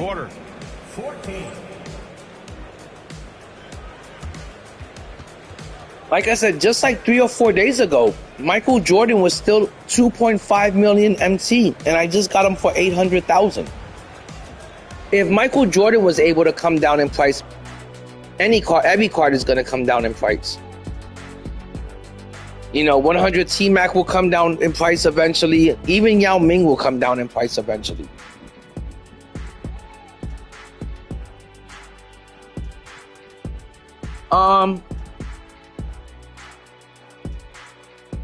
But I would say that I've spent at least, I want to say I spent at least maybe 3,500 on the game so far. Somewhere between 3 and 3. Yeah, about 3,000, maybe a little bit more, maybe about 3,500. Not as bad as last year. Last year I spent way too much on the game. Last year I went fucking bananas with the game. Last year, I want to say last year, I must have dropped about 4 to 5 grand on the game last year. But this year, I want to say I've only spent about 3,500. Not too bad. Could be a lot worse. I feel like this year the game wasn't as fun as 2K24, so it doesn't justify me spending on the game the way I did last year. Last year I was having so much fun with the game. I felt like I was going to Disney World every day. And this year, while the game is great, I don't feel like it's as good as it was last year. So therefore it wouldn't justify me spending on the game the way I did last year. And there's the slam dunk to finish it off.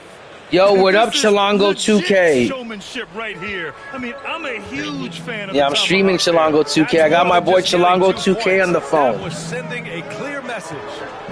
Here's Splitter. No points yet. Well, what's that favorite Chilongo 2K? Jordan pass to Livingston. But what are you up to, Chilongo? Here's Ariza. Launches a 3. Leaps for it. Here's Yao. Check by Gasol. Oh, you still haven't got the win streak? That's the trifecta. Ariza's got 6 points. He's pouring it on at a nice clip. Scared to do that third game because I'm super tired. Oh my gosh, man. Call time here. I'm thinking 2K freaking things me and dark battle duos. I'm gonna put that effort on. I gotta. You definitely don't want to go into a game of salary cap being all tired. Especially like you just said, you know, you might get that third team, and that third team might be running with a bunch of dark matter duos, and here you are with a bunch of pink diamonds and diamonds trying to go up against a dark matter duo to get your 3-game win streak. So The first game I tried, like it was I can tell it was gonna be a close game. You know, I didn't think that was that good, but I can tell that like I would have to put like at least some kind of effort, man. I was like, oh, I'm not like I don't want to like. It kind of remind me of you used to complain about the guys that would go for steals all the time and then just quits. Yeah, I would say if you're tired right now, or you just woke up, or. And I'm not saying that he was going crazy about it, but like he was doing it enough. Like he was doing the little things enough that a little over a minute gone here in the second half. Like this guy's gonna make me have to earn this one, man. Like that's good, man. Dude, that's good on him. No, like I said, salary cap has gotten sweaty, and you know, I used to. The game's heating up a bit. But in the third game, you know how you can tell the kind of things like it's dirty. Is when you hit, when all of a sudden Jordan. sticking out Here's Ariza. Oh yeah. Anytime that you see. People now it takes a while. Yeah. Anytime you need that third win in a row, and then you go to load up the next game, and it's taking forever to match you up, it's because the computer is looking for the toughest opponent to match you up against. The computer is trying to make sure they break that fucking streak of yours. To the left wing. What I'm thinking I could do is maybe try the game to show down the long J. Livingston's got 9. I would say it would be easier to get that 3-game win streak in salary cap. Showdown has been even way sweatier than salary cap has been, that's for sure. Everyone in Showdown right now is running a bunch of 100s. So you want to get that 3-game win streak in salary cap, my dude. Here's Yao. That's still no points. Splitter, pass to Jordan. It shouldn't be that hard to get that third win, Lou. Here's Ariza, 6 to shoot. Pass to Livingston. Over Mitchell. Oh, no. If you're tied, don't even attempt it. Back to Ariza. 4-3. Livingston. And these cards, the cards in the Champions promo weren't too bad. Trevor Ariza's not too bad. And this Sean Livingston card isn't too bad either. I kind of recommend those two cards if you got to complete these challenges. The answer from Mitchell. A 3 of his own. Pass to Ariza. Here's Livingston. The 3. Wait, say that again, Shalongo? Kept alive. From deep, Jordan. Oh, you bought too many players? But let's see. They may need to review. What'd you say? You bought too many players from the promo? You better hope that you can flip them and make some profit off of them. You gotta flip them now while people are still trying to do this event. I got them cheap, man. Yeah, you're going to review that shot to make sure he got it off in time. But these were like dark matters. What you need to do is if you're trying to flip all of those players, list them now because people are going to be trying to complete these challenges. Sunday. Was conclusive. Honestly, you know why I did it? Grant, that one's going to count. And because I realized I could probably get something really cheap. But at the end of the day, if I complete this set, I get 2 legend badges. You want the call to be correct. That's not bad either. New York. That's not a bad idea either. 9-point cushion at the end of the quarter. What has them in front right now? Wait a minute, by if I and go large, 2K, they're taking great shots. They're gonna send you some duplicates. So I'm not gonna lock him in just yet. I'm gonna wait till I get duplicates and then I'll start listening. But that is a good idea. If you do lock in this set, you do get a legend badge, and that is pretty valuable. Yeah, you know, if you get the 100 sets, guess what? They give you 10 magic cards. I know, but like you said, that's gotta cost a lot of money to get all of those cards. Yeah, this question is that all that worth to 10 badges? If you consider that to get 10 badges, you have to pay $100. Wait, to lock in this set, so you're telling me if you get LeBron, KD, Giannis, and Tony Parker, they give you 10 legends? Yeah, well, hold on, let me confirm that one. That's a really good deal because I kind of want all of those players. Yeah, look, the truth is, he doesn't need much. With the exception of Tony Parker. But that one was too easy. I would say, if you could lock in the set for 10 legends, I would get it. If you collect all of them, you get 10 legend badges. Same thing with the Splash Zone. If you collect all the Splash Zone, you get 10 legend badges. The same thing with the Vibe. If you collect the Vibe, you get 10 legend badges. Damn, that doesn't sound bad. I'm gonna see if I can get that done. Take your time. Yeah, this is where you can be set and try to get a good shot. Yeah, I'm just gonna wait till they drop in price because 10 legends would come in handy for me right now. Pass to Livingston. For everybody. Don't say that shit too. I don't know if people are gonna copy your event and 2K gonna lower the amount of badges they get. Oh, not only that, but then if everyone starts going after those players, the value of those players will go up. Those lock-in players will go up in value. Building this lead in every way possible. But if Shalongo, if you got a bunch of cards from this promo, right now would be the time to flip them if you're trying to make profit off of them. Well, I'm not really trying to make profit off them, but I'm trying to stick with 2 legend badges. And eating Fruit Loops. I'm gonna wait a little bit just in case they start, because I know they're gonna give me duplicates. And if I lock these in and I get a ticket on some of the duplicates, then it's worth, it's such that I get a duplicate that I can just sell to what I want and then get. So I'm just gonna wait a little bit. I was just gonna say, I'm eating some Fruit Loops for breakfast, and eating Fruit Loops for breakfast is like eating crack for breakfast. I can already feel the sugar rush, Lou, and I could already feel that I'm like wide awake from it. That's scary. Yeah, this cereal nowadays is nothing but pure sugar. That's all the cereals are nowadays. Kids are the same. Not the same as the same. There was nothing else for me to eat though. I don't know how to make anything else, so I was like, let me just eat some cereal. What are you working on right now? I'm working on these challenges. You're doing your multitasking, bro.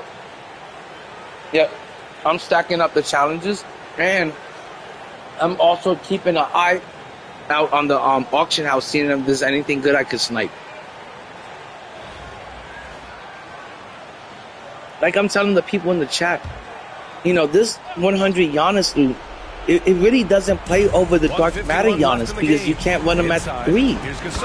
Or this 100 Michael Jordan is just as good as the GOAT Michael Jordan. Like, you really don't have to New York leading by 13. chase down the newest cards or the highest tier. You don't have to go for the shiny new toy. You could actually, survive. You can do more than survive, with the GOATs and with the 100s and the dark matters.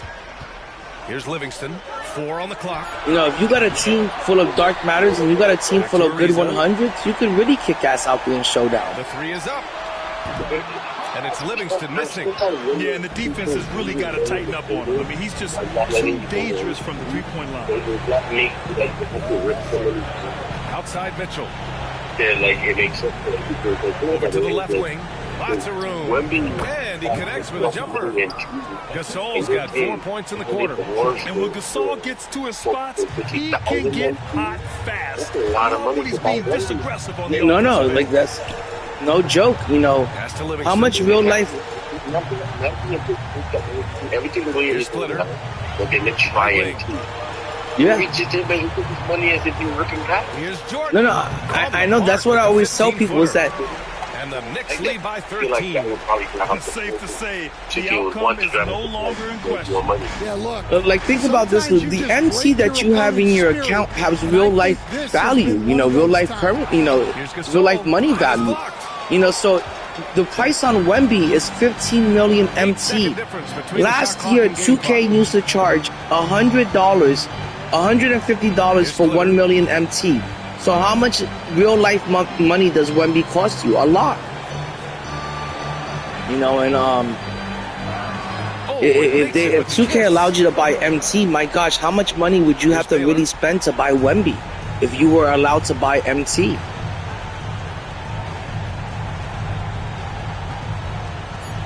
Think about how much money Wemby would really cost you if you were able to buy MT from this game.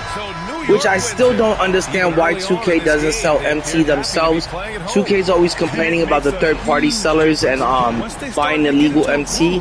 They might as well sell MT themselves and let people decide whether they want to rip packs for the players. Let people decide for themselves if they want to grind it out for the players. Or let people decide for themselves, hey, I want to buy some MT and I want to buy this player with real life money. I don't care that Wemby costs us $2,000. But they got to do something better than just the auction house next year. I don't know if they got to bring back the player market, but they need to bring back something because I think just the auction house isn't working.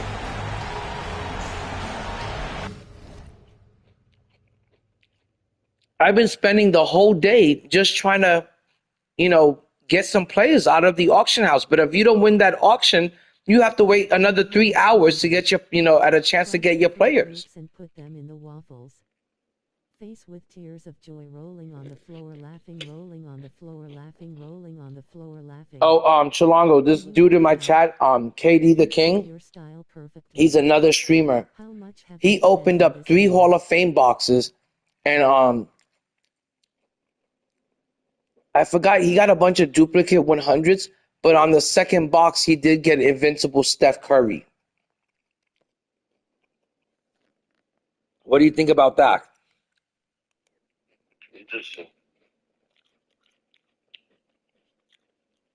I really don't think that was a good, getting Invincible Steph Curry out of your Invincible pack was any good. Because that means you just paid $300 to get that Invincible Steph Curry. So I think that's a pretty hefty price tag on an Invincible. I can't believe that. That's why you collect a lot since that's a first box, man.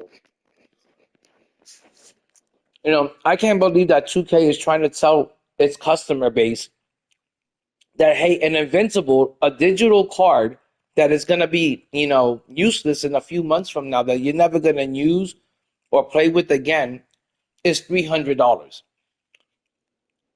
Or, hey, do you want GOAT Kareem? It's $2,000. That is fucking ridiculous. And I feel like next year they gotta change things. It can't be the same game next year. And they have to make cards more accessible. This whole thing about waiting for an auction to end and hoping that you're gonna win the auction, and then waiting for it to go into escrow and waiting for that card to get through pending. It's too much waiting. It's like it takes 4 hours just to get a card you want. Okay, I'm more than halfway done with this right now. God forbid, there's a card you want and it's up on auction for 12 hours. That means you have to wait half a day for that card, to come out of the auction house.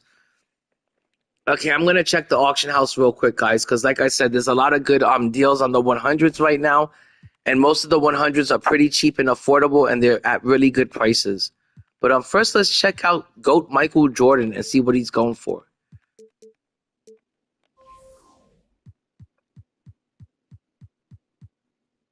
Well, there's a good amount of GOAT Michael Jordans, but like I said, guys,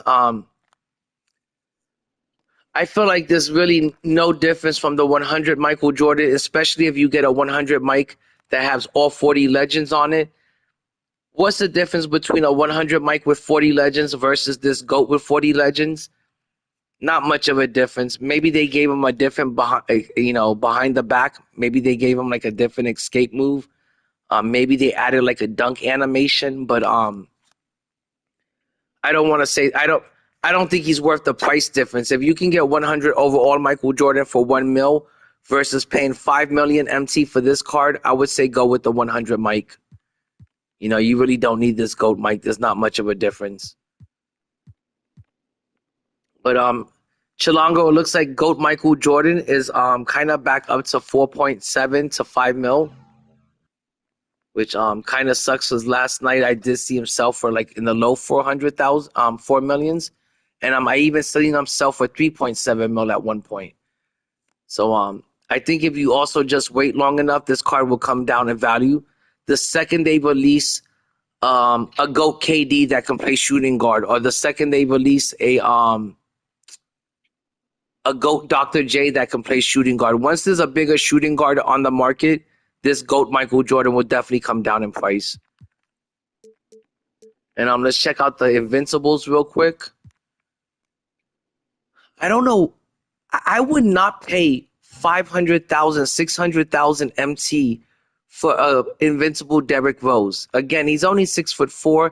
I wouldn't pay more than 300,000 MT for Derrick Rose, Steph Curry, or Gary Payton. And T-Mac is still really expensive. He's at 3 mil. No, I don't want to confirm that. Giannis is still at 5 mil. Magic Johnson is at 2.3. So all of the Invincibles, Porzingis is at 5 million pretty much. All of the Invincibles are still way too expensive to even look at this point. I would just completely ignore them and act like they don't even exist. But they were a little bit pricey. All of these cards are.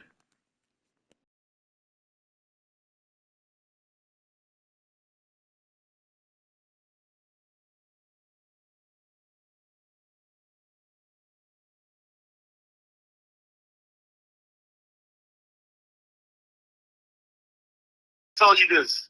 Yeah, I know. I should have listened. Don't worry. The same thing should happen tonight. You want that you're not listening to me?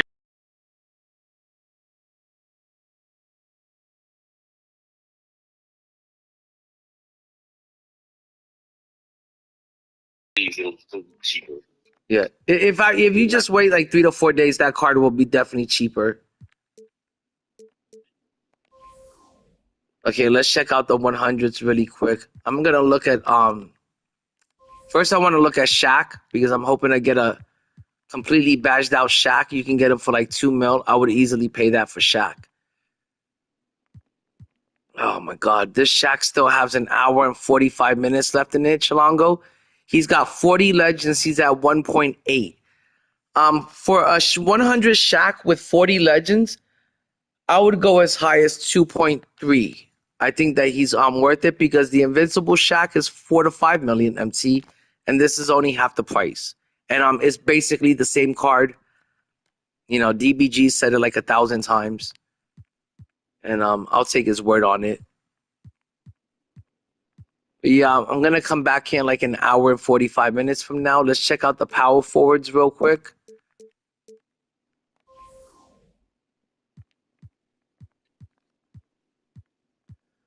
I'm not really too impressed with any of the power forwards in the 100 tier. I do like Chris Webber. I don't like this Giannis because it doesn't play small forward. It's not small forward eligible. I don't like Rashard Lewis or Julius Randle. This Jonathan Isaac wasn't that good. This Josh Smith is really good. I would take this card. I would take AD, but I really don't need a power forward. I'm trying to go after Shaq. I'm gonna play Shaq at the 4, and then I'm gonna run Timmy D off the bench. So I really don't need a power forward. I'm kind of good on power forwards. And let's check out the small forwards. Kevin Durant is still about 1.2, 1.3 mil. LeBron James, a base King James, is about 2 million MT. And if you want to get this King James, a 100 King James with all the legends, it's going to cost you about 3.5 million MT. That's how much he was going for all day yesterday. So right now, if you want to farm some MT, I would say right now is a really good time to farm some MT.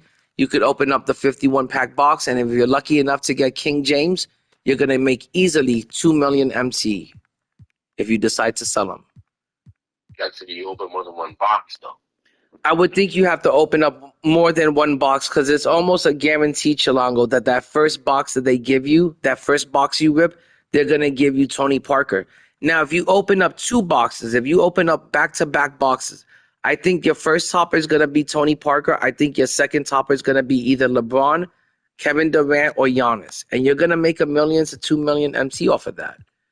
But I do think you have to open up 2 boxes because one of them is guaranteed to be Tony, which kind of sucks.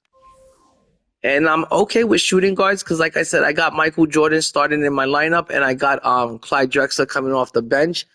I am kind of interested in T-Mac, but T-Mac is still very expensive, and I wouldn't buy T-Mac until he came down in price. And I'm talking about like below $1 million. Once T-Mac is down in price, I would probably pick him up. But I'm super happy with Michael Jordan. This Michael Jordan card is just as good as the GOAT. It's basically the same card. So if you're all bummed out, like, oh, I can't afford that GOAT Michael Jordan card, don't even be bummed out about that. Just go and get the 100 Michael Jordan. He's just as good. Same exact card. Trust me when I say you're going to absolutely love this card. It's one of the best cards out there. It's definitely, Chilango, the best card I played with all year. But, yeah, I'm pretty good at the 2 because, like I said, I have Clyde Drexler coming off the bench.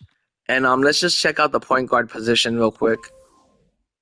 Oh, I don't want to look at all those Tony Parkers. The only 2 point guards that I like Penny Hardaway. Let's see if this one. Oh my God, Lou. Oh, this ends in 20 minutes. Penny Hardaway with 35 legends. What do you think about that, Chilango? Not bad. Yeah, and it's at 477. So that's not too bad. I do like Penny Hardaway. Out of all the point guards, I like Penny Hardaway and Ben Simmons. I would go with 100 Penny and 100 Ben Simmons over point guards like Invincible Gary Payton, Invincible Derrick Rose, and Invincible Steph Curry. I would definitely pick Penny Hardaway and Ben Simmons over those 3 guards. There's another one with 23 and 27 legends. So there's a good amount of them up on the auction house. And let me check Ben Simmons. That's the point guard that I would like to get the most.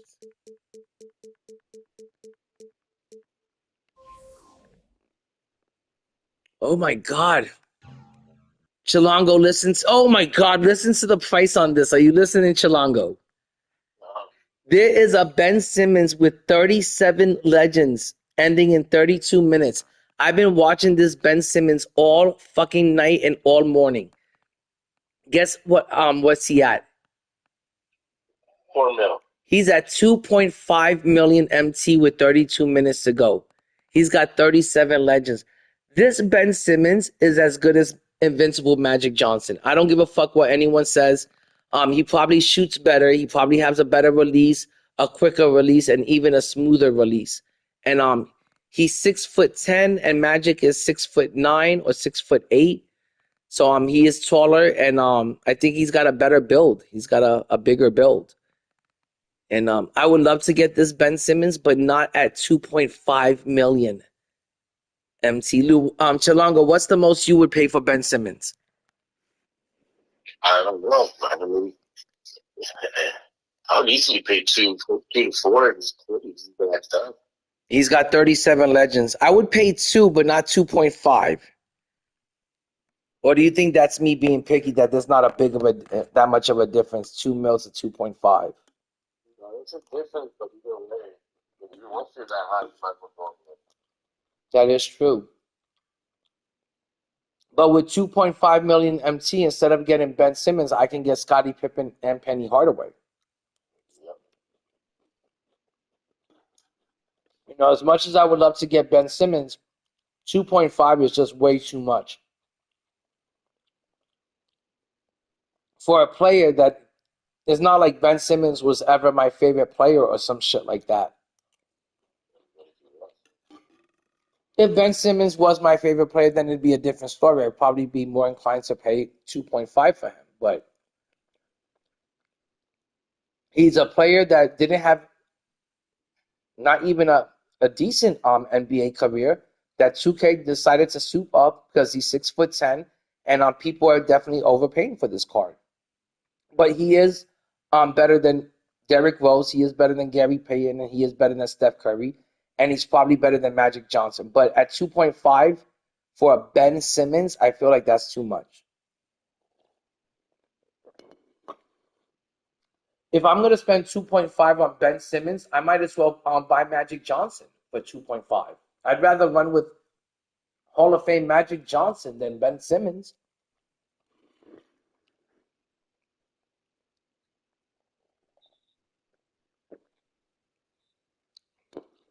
Yeah, I got to complete this challenge. I don't think I'm going to buy Ben Simmons, that's for sure. I'm going to check out Scottie Pippen, and then that's it. Chicago Bulls, Scottie Pippen.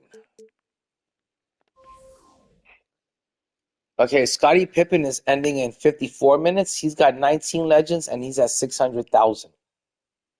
I think you can get Scottie Pippen at about 800,000, and I want to say if you can get Scottie Pippen, he's 6'8". Ben Simmons is 6'10". Ben Simmons is 2.5 million. Scottie Pippen is less than $1 million. I would go with Scottie Pippen. I would say for his price, he's just as good as Ben Simmons, and he'll probably play better defense, and his jump shot will probably be better. So Ben Simmons is a really good point guard if you want to pay that type of MT.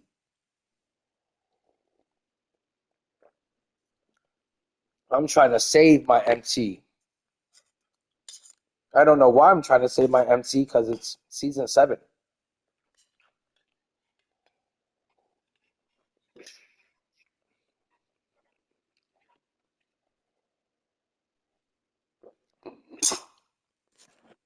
I really wonder what GO card they're gonna drop next, because they dropped so many invincible cards, so many good invincible cards. I can't imagine which GO card they're gonna drop next. But I'm gonna go back to Penny Hardaway. I'm gonna see if I can try to get that card for a good price. I think, Lou, I made up my mind, and I'm gonna go with Penny Hardaway and Scottie Pippen as my point guard.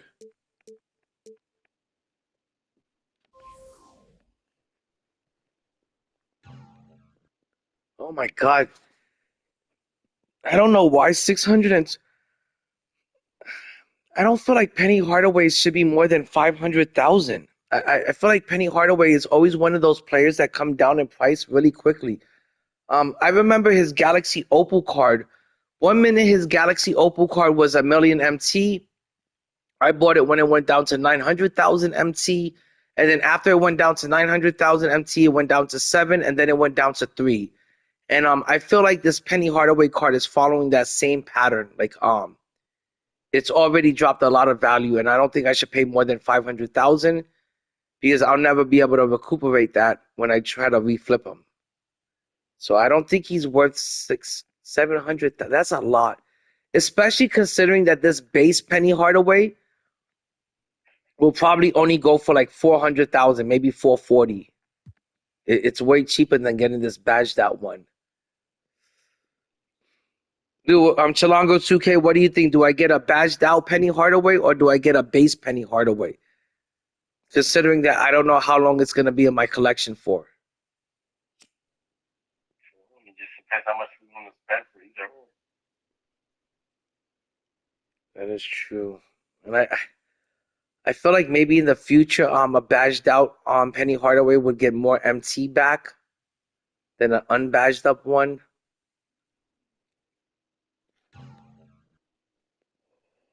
I don't know, but it ended like 13 minutes, so I'm gonna go and I'm gonna check out Dark Matter Dikembe Mutombo real quick.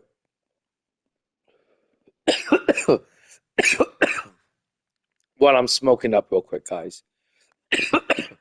I think Dark Matter Dikembe Mutombo and Dark Matter Michael Beasley are probably the only two Dark Matters left that you can still run Dark Matter David Robinson, Dark Matter Giannis, Dark Matter Akeem. But I think the two Dark Matters that I want to say that I still consider elite Dark Matters in the game would be Dark Matter Michael Beasley and that card is really elite. Chilongo, how much did you pay for yours? 600,000.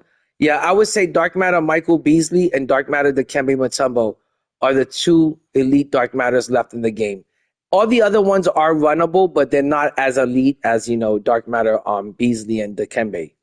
Those two cards could really hang with Dark Matter Dikembe Mutombo could hang with 100 Yao Ming. That's how good that card is.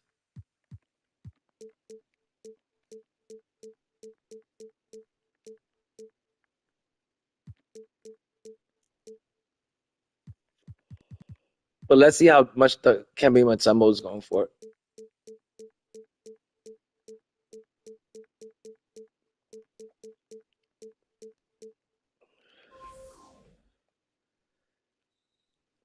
Damn, the Kembe Mutombo, even with he's only got 12 legends, and they want 600,000 for Dark Matter Dikembe Mutombo. Like I said, guys, there are two Dark Matters left in this game that I would consider still very elite Dark Matters, and that's Dikembe Mutombo and Michael Beasley. Look right here, a Dark Matter Dikembe Mutombo with only 12 legends, He's going for 600,000, and that goes to show you if you can't afford a Wemby, go get yourself Yao Ming or Shaq. If you can't afford Yao Ming or Shaq, guess what? You can still find a card that can compete in Showdown or at the park. Go get yourself Dark Matter Dikembe Mutombo. And there's always gonna be an answer, I feel like. If you can't afford a Wemby, you can afford a Yao, there's gonna be something out there you can afford. If you can't afford Dark Matter Dikembe Mutombo, go get yourself Galaxy Opal Wemby. But the game has really made things affordable lately. And I feel like you can get some really good players right now if you take advantage of this market crash. And it's season 7. At this stage of the game, everybody should have at least, some MT stacked up where you could take advantage of this market crash and get a player that you really like and a player that you really want. Oh, here's a Dikembe it's ending in like 9 hours, but it's got 40 legends. Here's one with 28 legends. I had Dikembe Mutombo on my team at one point, and I would like to get this card back on my team, but I still want him to come down in price a little bit, and I'm gonna wait to see if I can get one out, for free out of a pack, or like I said, wait until he comes down in price. But I still feel like at this stage of the game, he's way too expensive. to pay, you know, 600,000 for a dark matter right now. I don't think that makes any sense for me. And Chilongo, I don't think you should have spent 600,000 on a dark matter Michael Beasley. I think the most you should have spent on a dark matter Michael Beasley was 400 to 500,000. Yeah, I know, but that's the problem is that with this game, it's all about being patient. It's all a waiting game with this game. If you wait long enough, the card that you want will come down in price. You'll be able to get that card that you want at the price that you want.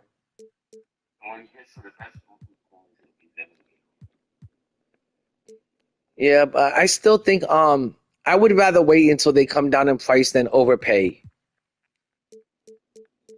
Even if 2K26 comes out next season, you have to wait. Even if it means that I have to wait, and let's say if Invincible Wemby comes down in price to 5 million MT, but it's 2 weeks before 2K26. I'd rather pay 5 million MT 2 weeks before 2K26 comes out to get Invincible Wemby than to spend 15 million MT to get him right now. I don't think any player, even Invincible Wemby, I don't think he's worth 15 million MT. I don't even know if 100 Yao Ming, I wouldn't, as much as I love my 100 Yao Ming, I wouldn't spend more than 3 mil to get him. Yeah, I wouldn't pay 4 to 5 million MT for him. So I would rather wait until these players come down a little bit more in price. And right now, I think the 100s are at a really good price, and I think these are the cards you should be investing in at this time.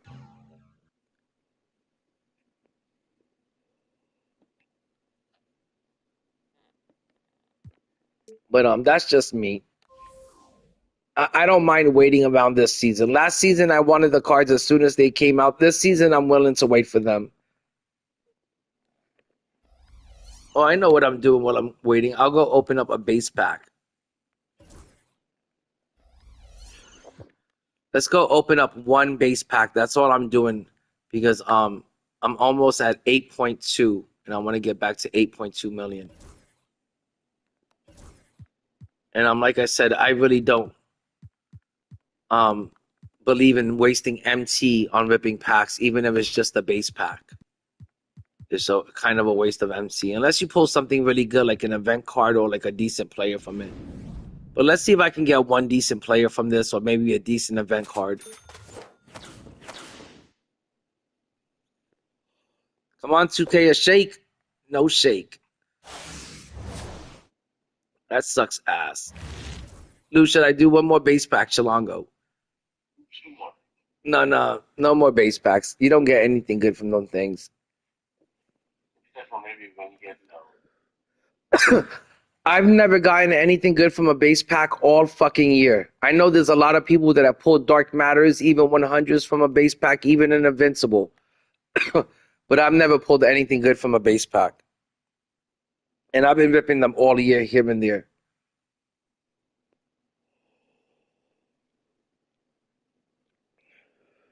And guys, I'm going to go back to the auction house because I'm trying to get that Penny Hardaway. I'm just trying to smoke up real quick, so don't mind me while I'm smoking up. If anybody wants me to take a look at their team, send me your squad, Indie2k_ on PlayStation Network. I'll take a look at your team. Yo, Indie. But right now I'm trying to get high and I'm trying to snipe Penny Hardaway.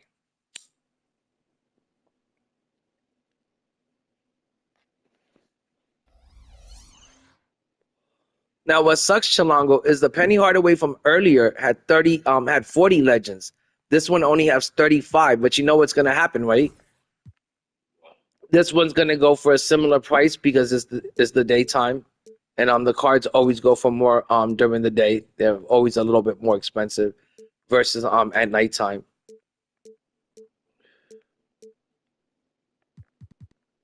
So I wish I would have got some of these cards. I wish last night I would have pulled the trigger on some of these cards, but I didn't pull the trigger. And I missed out on a lot of things last night.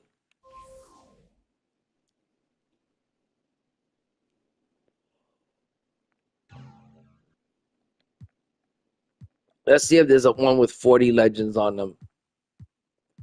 No, one with 40 legends would have been nice.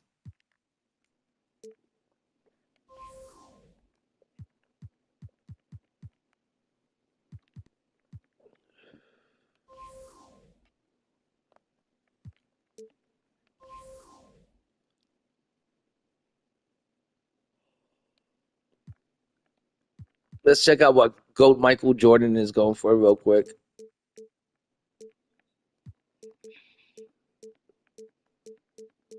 I think Michael Jordan's going to come down in price pretty quick because he went from 10 mil and he's all the way down to 5 mil.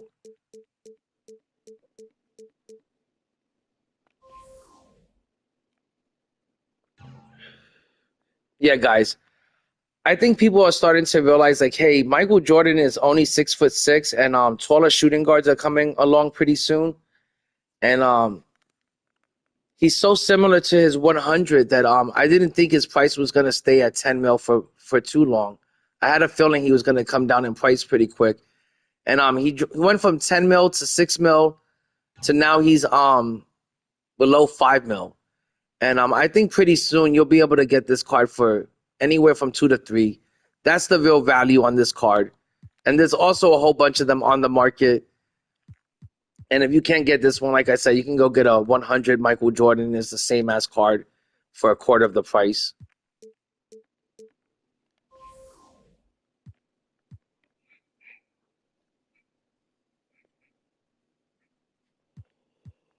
There are so many Tony Parkers on the market, Chilango. It's not even funny.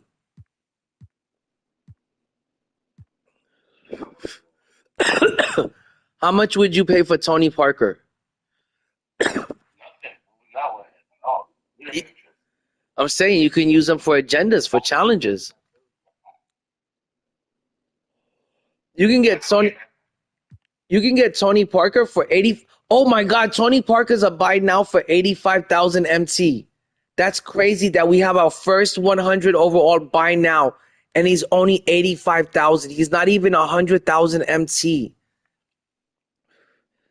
Guys, I know Tony Parker might not be the best 100 overall, but if you're somebody that is like no money spent, or you don't have that much MT stacked up, or you haven't had any pack luck, you don't have that many 100s on your team, and you want to add a cheap, affordable 100, or maybe you need like a PG3 out of your reserves, I want to say Tony Parker for 85,000, he's the one. It can't be that bad. He's got to be worth at least the 85,000 MT.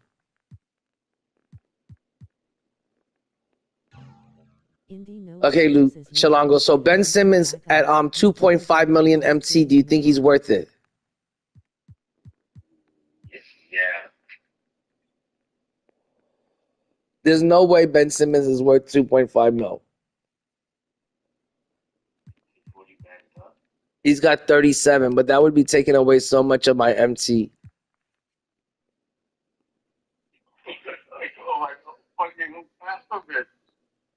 I'm going to wait for Ben Simmons to come down in price before I even think about buying him.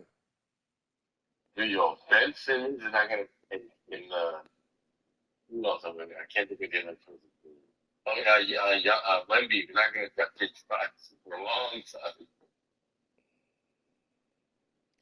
Oh, Indy, no excuses. You got to get your MT back up. You got to get your 5-game in the park. Oh, man, you're so right, Jay.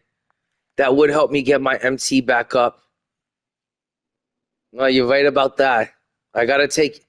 Yo, Chilango, we might have to go to the park in a little bit and get that 5-game win streak so we can get our event card. I think it's a GOAT card. And like I said, if you collect 3 GOAT cards... DBG said that those GOAT cards are worth 150,000 MT each.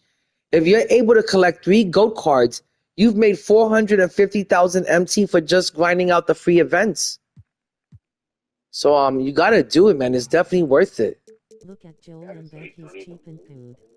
Yeah, I'm trying to see if I can get this Penny Hardaway, and then I'm going to do a few more agendas, complete a few more challenges, and then I'm going to be done. Oh, and Lou, what do you think about 100 overall Joel Embiid? I also thought that too, Jay, that he was a good, affordable 100. You don't think that's a good 100 to look at? Why not? I don't know. I think Joe... I thought the pink diamond was pretty good. Okay, I just got, I don't know if it got up bid a little bit because I didn't quite bid at the very last second, Luke, because I didn't want to lose it. But 692 for Penny Hardaway with 35 legends. Wow, you did it, huh? Yeah. What do you think about that? Amazing. Yeah, I think Penny Hardaway with 35 legends, that card's gonna be elite. It only needs 5 more legends, and it's basically a GOAT card. It's basically an invincible. It doesn't get any better than that. The GOAT cards have 40 legends. The GOATs come with 40 legends, but the invincibles only come with 12. This card has 35 legends. This is way better. This is way more than an invincible. So I'm glad I was able to get that. Um, I wonder if he got upbid a little bit because I did leave about a half a second to a second, Lou. Do you think he got upbid or do you think 692 was a good price for him? With 35 legends. What do you think, Chilango? And you did good. You did good. Yeah, because last night I saw a 100 penny that had the 37 or the 40 legends, and he went for 700,000, and I got this one for 690. So I'm not too bad. I'm also gonna look into Scottie Pippen. I can't believe I got that Penny Hardaway. I really can't wait to try him out. Now you know what this means. I'm gonna have to put that Dominique Wilkins into the auction house. Yeah. Now there's a Scottie Pippen. He ends in 35 minutes, but he's at 752 and he's only got 19 legends. I don't like the sound of that. What?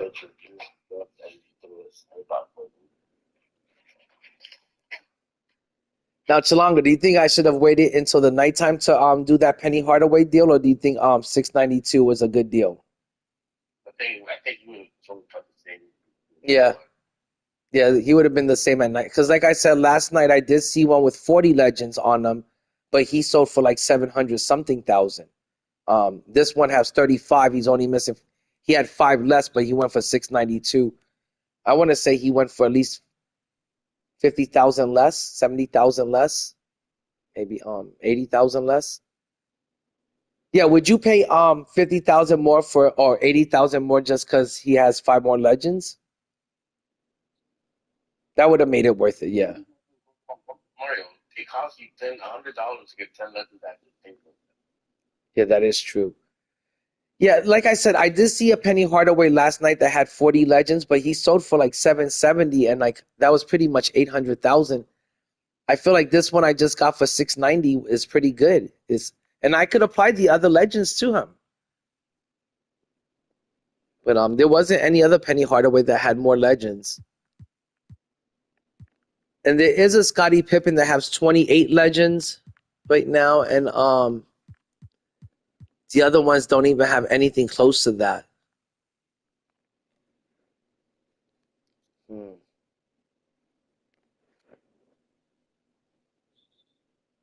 Yeah, I guess I'm gonna wait until this one ends in 30 minutes, and this one ends in 3 hours. Oh my God, I'm just gonna wait on Scottie Pippen.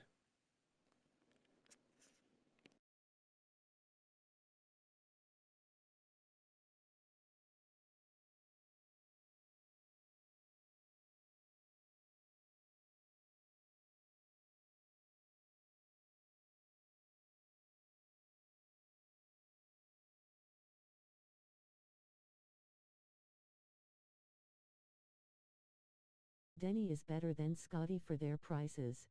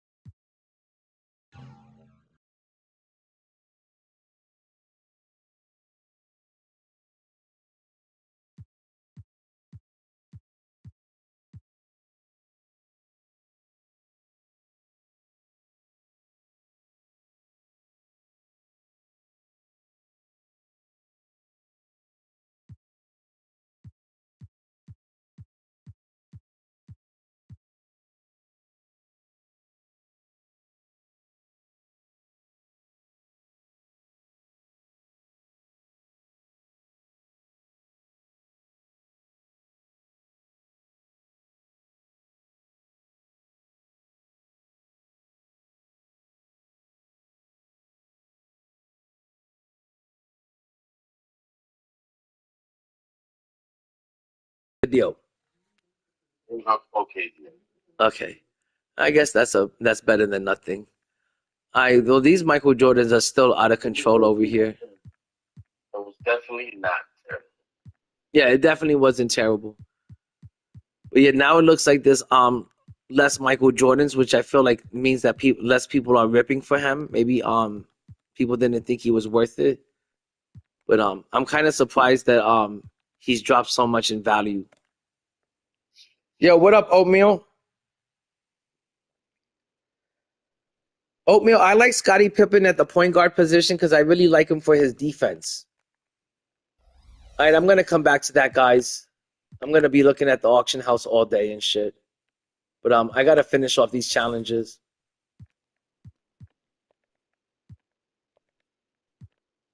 Okay, I'm kind of halfway done with this already. Okay, I got to get oh,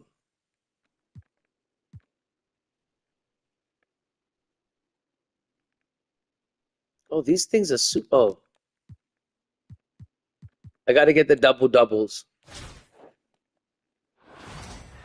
Yeah, but I'm halfway done with this shit, Chilango.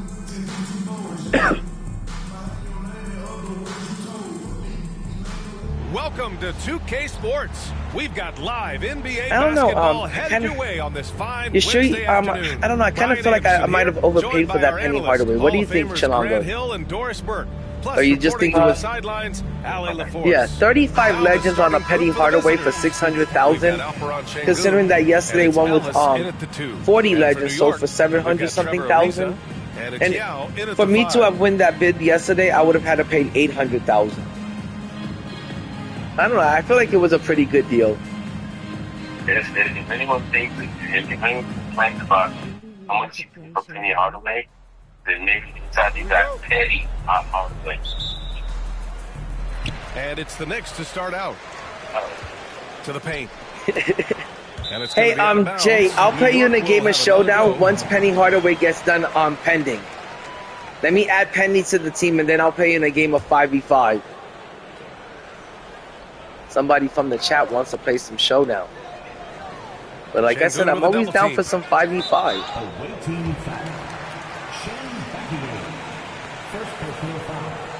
First team foul.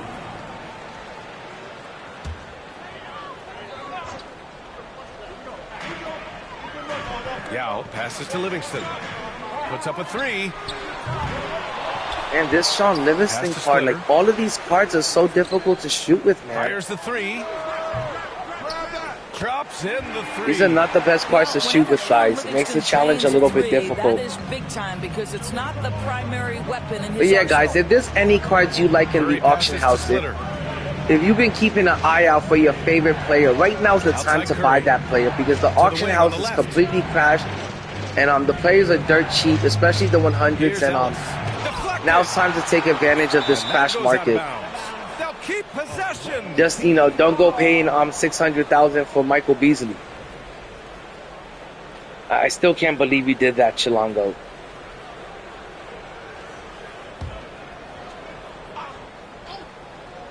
But right now is the time where you can get some really, really good cards and some really good deals on some of these cards. And that one off the back of the rim and in. I'll tell you, they love seeing that from Monte Ellis, sharing the basketball and keeping his eyes alert. Here's Livingston, and it's flushed down. You know what I would not do, Chilango? I would not spend $1 million MT to get invincible Steph Curry. That's one card I would not pay for. Now that is what every and team I see that a lot of people are paying like $1 million to like aggressive, 1.3 million for Steph Curry. whatsoever. And I wouldn't spend that much on the invincible Steph Curry.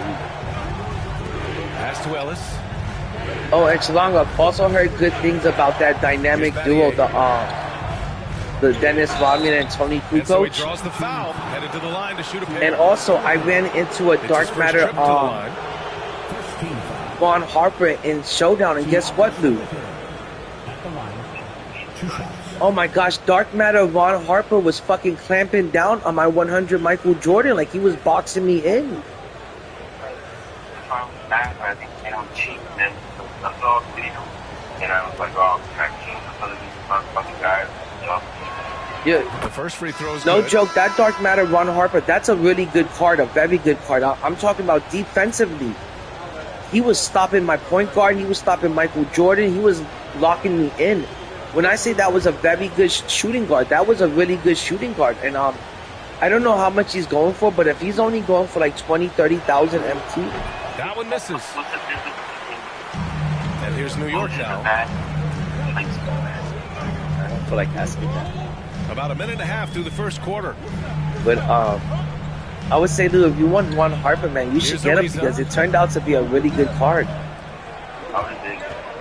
Oh, you did? How much did you pay for him? Here's Livingston. And again, 40? New York with the triple. I love this 20 is not bad for Ron Harper. That's a really good price. But yeah, you could have, a few days ago, you could have gotten Ron Harper for like 6,000, 7,000 MT or some shit. He was dirt cheap. But then everyone found out that he was good. First bucket of the game. I would like to get Ron Harper just to run him next to Michael Jordan. I would run Ron Harper at the 1. And Michael at the 2 and Scotty at the 3. That doesn't typically end well. Yao passes to Livingston. From deep, Jordan. What? And again, New York with the triple. Well, it's the size that Livingston presents at the point guard spot that's so unique. This guy is terrific, finding the open man. Pass to Curry. Another thing is, remember, if you buy the cards as soon as the promo drops and then they're needed for events, for challenges, their price is going to go up because they're needed for challenges. So always try to buy the cards that have something to do with the challenge or with the event. And you'll see those cards go up in price. Here's Splitter. There's the triple. Oh my God, these cards cannot shoot for nothing, man. Stripped away. Here's Ariza. The basket drops, and he gets fouled on the shot. One free throw coming his way. Yeah, I gotta remember to get this double-double. This guy, he just gives you great effort, and he continues to give you I'm super great happy with this production. 100 overall Michael Jordan. Like I said, I got him for like dirt cheap, and he's just as good as the GOAT Michael Jordan. The same exact card. My Michael Jordan has 40 legends. The GOAT Michael Jordan has 40 legends. What's the difference? Their defensive There is no effort paid difference. off, effectively shutting down the opposing offense. All right, stick around. We'll be right And back. Lou, like after I was this. telling the audience earlier, like the chat earlier, like a 100 Yao is a card that can do more than compete against an invincible Wemby. 100 Yao is 7'7". Yao is the only 100 that I saw in one video that was put in the S tier. Every other player in the S tier is for GOAT. And Yeah, let's quickly check out the I would scoring say like breakdown now on here for the like Knicks. Yao Ming is pretty much going to be the only 100 that's still S tier. I want to say that maybe Shaq is still S tier. Also impressive early. I don't know. I still think Shaq is S tier, but definitely a lot of the 100s have fallen into A tier now. Trailing by 8. Like Michael Jordan is probably an A tier card, but I still love it. I still think it's a great card. Then it's Trae Young. I can't even imagine how it can get much better than 100 Michael Jordan. You know, how much better could you make the card? How much better could the GOAT Michael Jordan be? I don't think he could be much better. I think he's going to be real similar to this 100. This 100 feels phenomenal. It feels great. You've got to want to work. Jordan misses. Maggette, pass to Jerome. I feel like I don't need the GOAT Michael Jordan either. I feel like this is more than good enough for me for me to go out there and compete and win with. He takes it in. You know, it'd be nice to have the GOAT Michael Jordan, but this 100 Mike is more than good enough. I'm over here kicking ass with them in Showdown. Şengün, a screen on Jordan.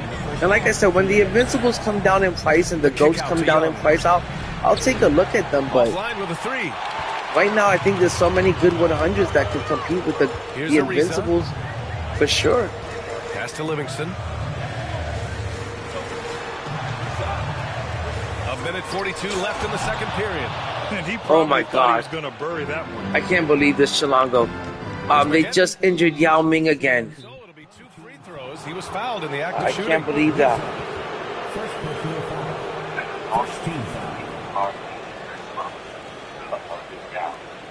Jay in my chat thinks that Yao. Oh, Jay, I do agree with you.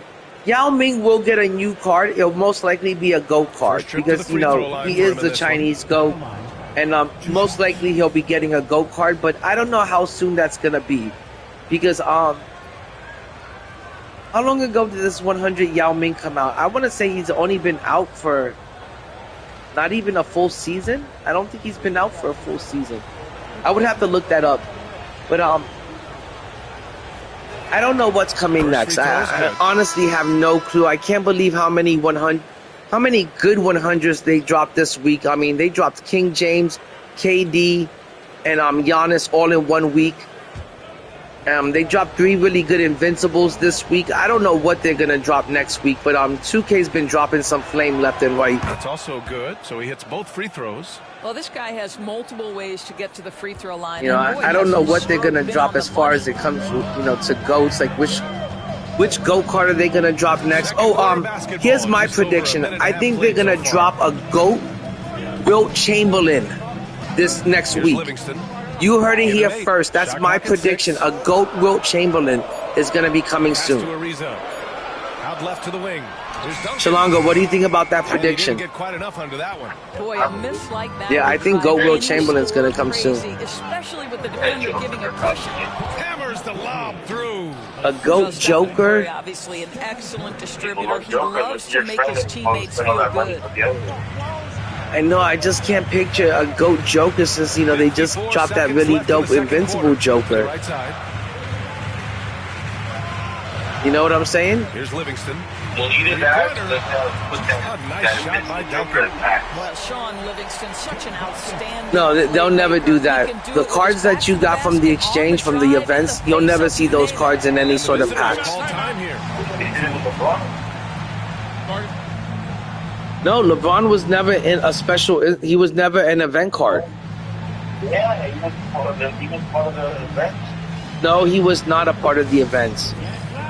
Which event was he a part of?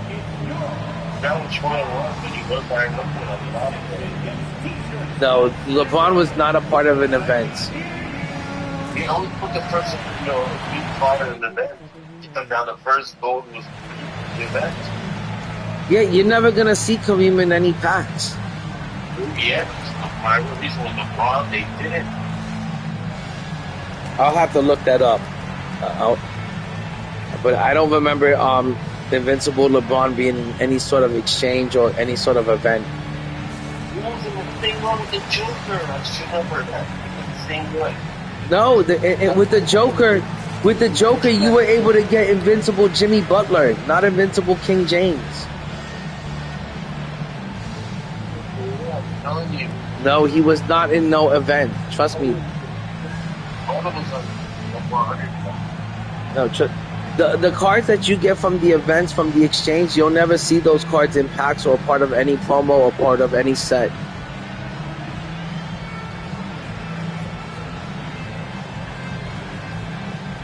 Oh, Jay, I also think they're going to be coming out with an Invincible Akeem and also an Invincible David Robinson.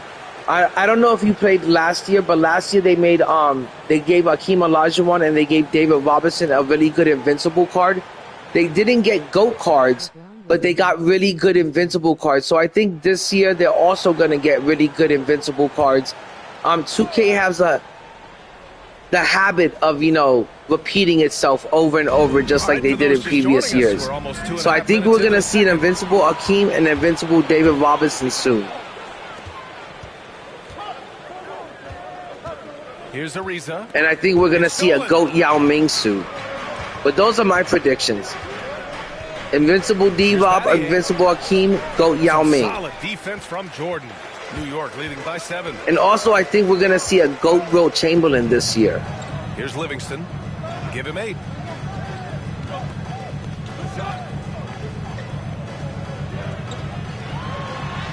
Goes up and lays it in. Nice and easy. Livingston's got 10. Reliable. All right, I got to get a double-double with Sean Livingston. Going to work. And so it's New York with a 9-point cushion. Oh my God, Lou, somebody in the exchange just told me you were right. LeBron was in the exchange. So they're forcing someone else to beat him. More NBA on I did not know that. Right after this. So you're telling me Invincible King James was in the exchange and then they added him into packs? Yeah. And how much was he in the exchange?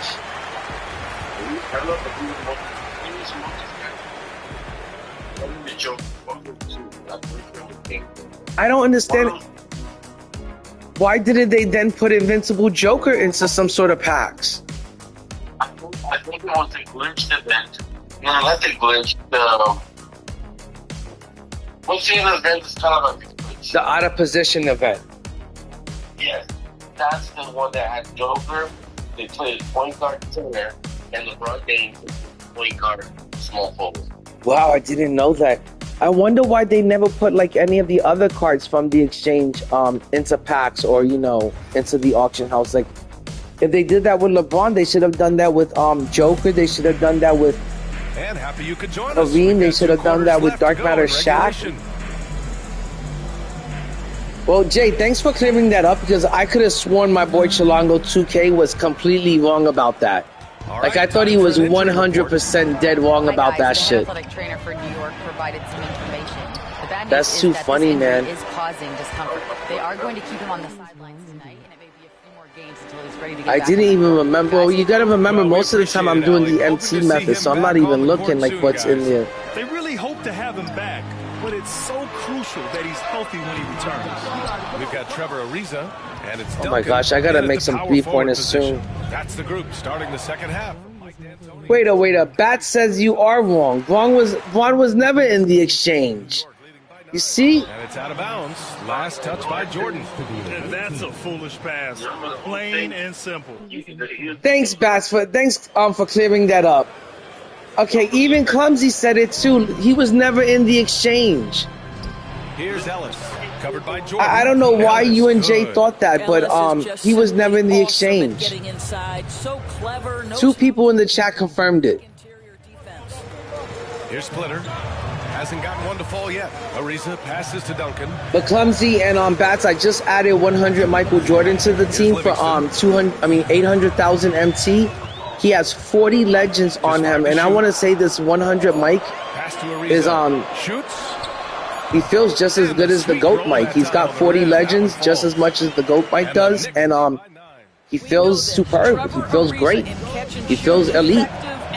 And I can't believe I got him for only 800,000 MT, and that's a quarter of the price of the GOAT Michael Jordan. The GOAT Michael Jordan's going for like a crazy 400,000 MT. I mean, 4 million MT right now, and like I said, I got a 100 Michael Jordan for only 800,000.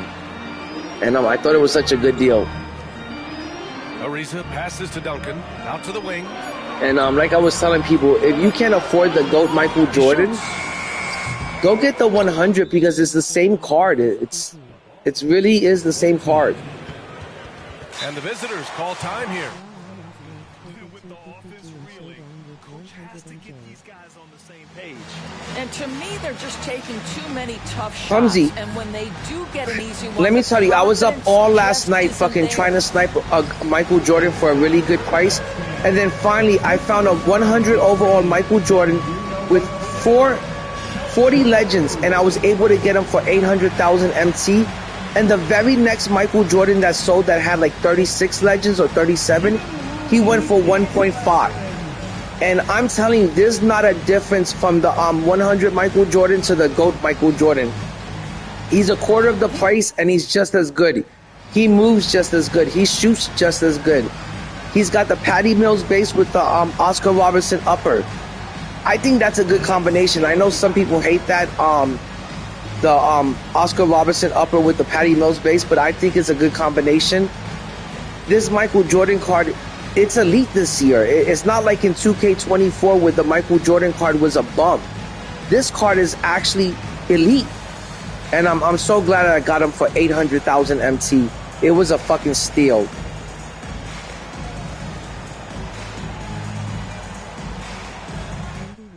Yo, what up, Triple J?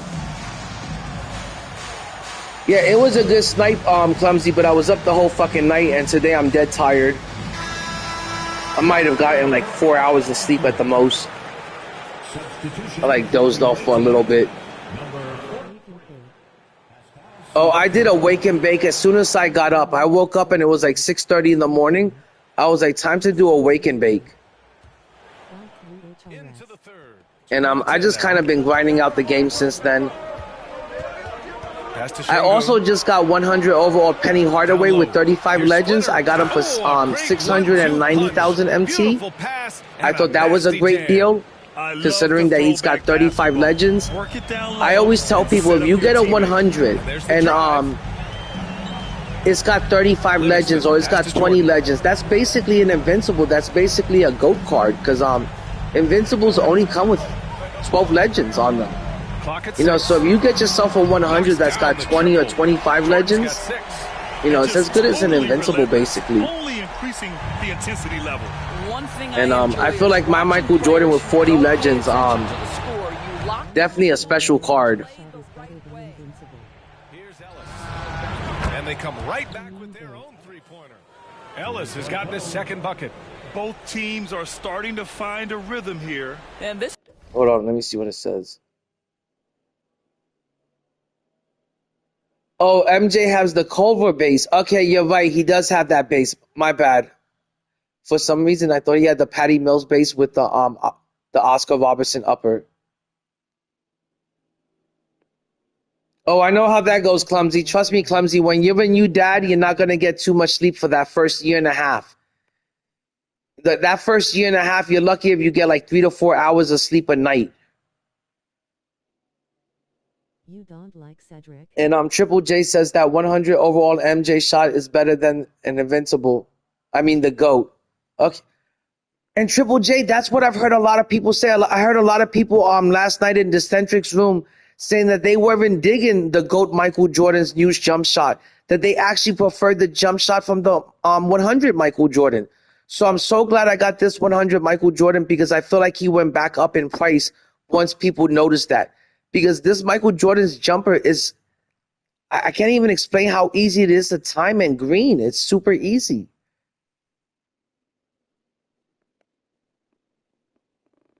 So I'm really glad I got him.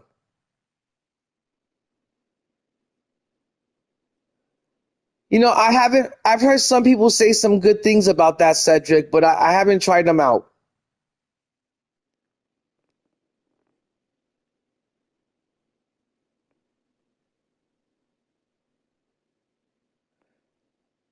I'm not really sure what upper Michael Jordan has or what release he has, but I've been really happy with this Michael Jordan, the way he shoots and everything.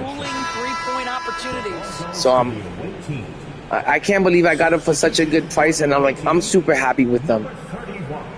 Now I've got Michael Jordan and Yao Ming playing together. Like, I was playing a few games of Showdown last night. I played like 3 games and I won 3 games. I was just like, it was too easy. A little over 2.5 minutes off the clock in this final half of play.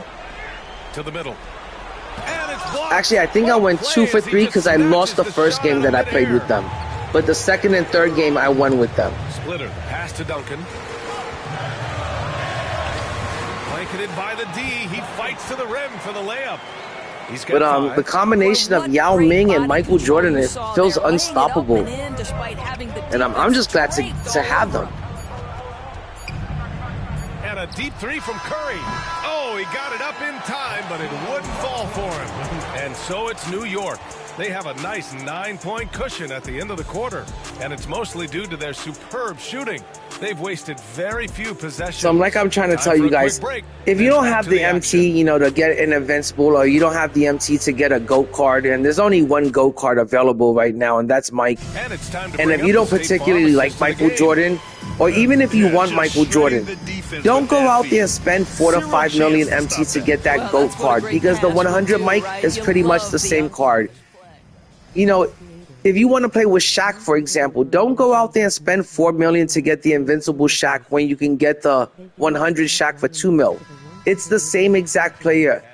You know, and sometimes I'll hear DBG saying stuff like that and I don't quite believe him, and then I'll go and I'll play with the 100 Shaq, or, you know, like I just got this 100 Mike, and I'll realize, like, you know, he is talking the truth. And you really don't have to go chasing the newest cards, and you really don't have to fall in love with the gems and the tiers. And here's Ariza. You know, you could always find, you know, the players at a better deal, a better price. And I think Michael Jordan, 100 Michael Jordan for 1 million MT is a far better deal than GOAT Michael Jordan for 5 million MT. They're the same player, and you're going to get the same out of both of those players. Curry looking it over. Drives to the hoop. But I'm a huge Michael Jordan fan. He's my favorite player of all time, him and Kobe. So to me, getting Michael Jordan was worth, you know, paying the MT for. But I wasn't, as much as I love Michael Jordan, I didn't want to pay 5 million MT for just one player and then not have enough MT to build out the rest of my team. So I'm really glad I was able to get the 100 Michael Jordan for a really good price. And the three-pointer goes. And the Knicks lead by 9. Oh, hold on, Clumsy. I'm so glad you were there for that. I'm going to take time out to address Clumsy's comment and stuff. Hey, Chilango, are you still there? Chilango. Lou. Okay. Well, anyway, I don't know if you noticed, Clumsy, but in Ant Live's room, the Kobe hate, the Kobe slander is off the charts. But then you go to somebody else's room, like TBN Swag, and everyone in that room is doing nothing but showing, you know, that Kobe love and stuff. Rest in peace, Kobe Bryant. I don't think we should ever, you know, talk trash about Kobe or slander his name. Because to me, Kobe Bryant was the second greatest player of all time, the closest thing to Michael Jordan. If somebody like Ant Live wants to say, like, well, tell me what makes him the second greatest player of all time, my gosh, there's so many things on Kobe Bryant's resume. It would take me an hour to name out all the things that makes Kobe Bryant the second greatest player of Michael Jordan, second to none other than just Michael Jordan. Kobe Bryant is second to none just to owning the mic. And I just think the Kobe slander, the Kobe disrespect, the hate is off the charts. And I don't know what would make anyone say that LeBron James is over Kobe Bryant. When LeBron James has 4 rings, he didn't stay with the organization that drafted him. He jumped from team to team chasing down rings. He formed super teams over and over. It took him 21 years to break the records that, you know, to do things that Michael Jordan did in 13 years. And he still hasn't broken some of the records that Michael Jordan has held for so many years. He still hasn't done some of the things that Kobe did in 17 years. You got to remember, Kobe Bryant was injured in those last 3 years of his career. And I don't know what's going on with all the Kobe hate and the Kobe slander sometimes, but I think it's ridiculous. And I want to say that Kobe being Bryant is second to none except for Michael Jordan. So I don't know what's going on with all the Kobe slander. Clumsy, when it comes to, like, I think it was just last year that LeBron James broke Kobe's record for most 30-point games. That just happened just last year, and that's after LeBron James has played for 21 years. You got to remember, LeBron James started getting playing time as soon as he came out of high school. Bryant didn't get playing time in his first year. Coaches back then didn't allow a 17-year-old rookie to come out of high school and get playing time over veterans that were getting paid. Coaches weren't like that back then. LeBron James got to play right out the gate. And there's so many records that it took LeBron James so many years to break those records. Kobe Bryant still has more 40 points, more 50 points, more 60-point games than LeBron James. Kobe Bryant was on the all-time defensive team 12 times in a row, first-time all-defensive team. LeBron James was on the all-time defensive team 6 times in a row. That's half as much. There's so many damn records, you know. The fact that Kobe Bryant has 5 rings and he's 5 for 7 in the finals, LeBron James is 4 for 10 in the finals. That means he was losing 60% of the times in the finals. That's the opposite of winning. That's called losing to me. LeBron James had a very easy road to the finals each year out of the East. The East was weak for decades when LeBron James was playing in the East. He had an open road to the fucking finals, an easy road to the finals. And I don't understand the Kobe disrespect. I don't understand the Kobe slander and the Kobe hate because I don't know if people just, if it's the Mandela effect or something, or people just have forgotten how good Kobe was, the first 10 years of his career, how good Froby was. Kobe was the closest thing to Michael Jordan, and Michael Jordan, the GOAT himself, said that the only person that could ever beat him would just be Kobe Bryant. And if Michael Jordan, the GOAT, has Kobe Bryant over LeBron, that's more than good enough for me. I'm going to take his word. If so many NBA veterans, like Larry Bird said, you play with LeBron James if you want to have fun, if you want to win championship rings, you play with Kobe Bryant if you want to win. And I just feel like that says it all right there, that so many vets, so many legends, so many Hall of Famers have Kobe Bryant over LeBron. I don't know who do we think we are to argue that? If Michael Jordan says, hey, Kobe Bryant is the second greatest player of all time, let him rest in peace, I'm going to let this argument rest in peace, and I'm going to say Kobe Bryant's the second greatest player of all time. If Larry Bird is willing to say it, if, Shaq is willing to say it, I'm going to listen to these veterans who actually play the game. Oh, LeBron is a flopper. He's a crybaby. And not only that, the way LeBron James gets to the line is through complaining. And even when he gets to the line, LeBron James shoots 64% in fourth quarters of playoff games. That's terrible. Your clutch player shoots 64% in the fourth quarter of playoff games. That's awful. Your clutch player, your GOAT, is 4 for 10 in the finals. That's an awful percentage. Magic Johnson went to the finals 8 times. Magic Johnson is 5 for 8 in the finals. That's a great percentage. Kareem Abdul-Jabbar is 6 for 9. Kobe Bryant is 5 for 7. Kobe Bryant didn't have fucking a super team. All right, guys, I'm going to get back to grinding the game. Sorry for ranting about that, but I don't know what people are talking about. If you take away Kobe Bryant's injured years, Kobe Bryant has a career average of 30 points. I'm sorry that Kobe Bryant wasn't on steroids, on performance enhancement drugs. I'm sorry that he wasn't taking that and he wasn't able to extend his career for 21 years. I'm sorry that Kobe Bryant is human and he got injured in year 17 and it ruined his career average. But until year 17, Kobe Bryant was a player that would easily get you 30 points a game. Kobe Bryant led the league in scoring at one point. LeBron James has never done that. LeBron James couldn't score 81 points in his dreams. I don't even know what LeBron James's career best scoring game was, but I'm sure it's nowhere near 81 points. But the Kobe disrespect, LeBron James is somebody that attended the Kobe Bryant Academy. He went to the Kobe Academy. Kobe Bryant mentored LeBron James. In his early years, LeBron James always told people, Kobe's better than me. I'm no Kobe. LeBron James has lost to people like Michael Beasley in games of one-on-one.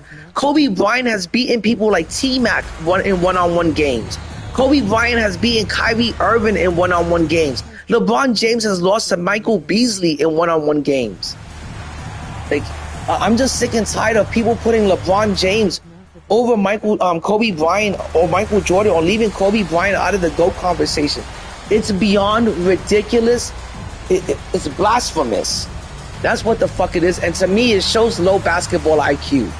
To say that Kobe Bryant isn't a top 5 player or even top 3. And if somebody says, oh, well, what about Robert Horry? That shows really low basketball IQ. And if somebody says, hey, what about Bill Russell? He's got more rings than Michael and Kobe combined. I would say to anyone that wants to add Bill Russell into the GOAT conversation, you're more than welcome to add Bill Russell into the GOAT conversation.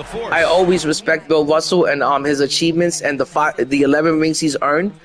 The only problem is Bill Russell did not play in the modern era of basketball, and I'm talking about players that played in the modern era, and that's Michael and Kareem and players like Kobe. And if you don't have 5 rings, you don't belong in the top 5 of all-time players. And Michael and Kobe and Kareem have 6 rings and Kobe has 5. And To me, that's what it takes to be a top 5 player. And it's good. My top 5 is Michael, Curry's got 4 assists in the game. Kareem, Bill Russell, Kobe, and Magic Johnson. And then my number 6 player is Timmy D. I got Shaq at number 8, and I got LeBron at Shaq at number 7, and I got LeBron at number 8. But I'm not gonna put LeBron James, who's got 4 rings, and one of them is the COVID championship. I mean, I think that one should have the biggest asterisk next to it. And 2 other championships. One of the championships that he won off of a Ray Allen game-winning shot, and then the other championship he won on Kyrie Irving's game-winning shot. I don't think I'm going to put those type of championships over Michael Jordan's championships and Kobe Bryant's championships. I mean, I'm not going to put a championship that you won off of a Ray Allen jump shot and a championship that you won off of a Kyrie Irving jumper and the COVID chip over the LeBron James and over the Kobe Bryant championships. I'm just not going to do that. And that's ridiculous. LeBron James has one amazing championship, and that's his championship over the Golden State Warriors. And again, New York with the triple. Finishing the game strong. This is how you shut the door on any hopes. Dalton, I admit, Kobe Bryant has been saved a couple of times by shots from his teammates, like that Ron Artest game-winning shot, that catch and shoot, and then that catch and shoot by Derek Fisher. But I still feel like LeBron James depended on his teammates for those championships way more than Kobe depended on his teammates for his championships. Kobe Bryant brought home those championships. When LeBron James won that championship with the Cavaliers, Kyrie Irving led the fourth quarter in fourth quarter touches. He led the fourth quarter in shots taken. He led the fourth quarter in shots made, and he also led the team in free throw attempts in the playoffs. So in that Cavalier championship, LeBron James went to Kyrie Irving in the fourth quarter. Kyrie Irving was the go-to man in the fourth quarter, not LeBron James. LeBron James depended on Kyrie Irving, a lot in that championship run. When he played for the Miami Heat, he depended on D-Wade to show him the way. He depended on D-Wade to show him how to get a championship. Kobe Bryant didn't have anyone to depend on. He won 3 championships with Shaq, and Shaq was out. He won those last 2 championships by himself. With LeBron James won those 3 championships basically off of his teammates and took all the credit. LeBron plays like magic. But that's just my opinion. I think that to me the Kobe championships and the Michael championships were tougher championships to earn. They were harder championships to get. Kobe Bryant always had to go through the San Antonio Spurs, and Michael Jordan always had to deal with so much, from the Celtics to the Lakers. Here's Livingston. So the Detroit Pistons. But to me, I have Kobe Bryant in my top 5. I only have him realistically behind Michael and Kareem because they have 6 championships. And I put Bill Russell at number 3 out of respect. But as far as my opinion goes, there's only 3 players that have done more in the game of basketball, and that's Mike and Kareem. Yo, what's good, Devin?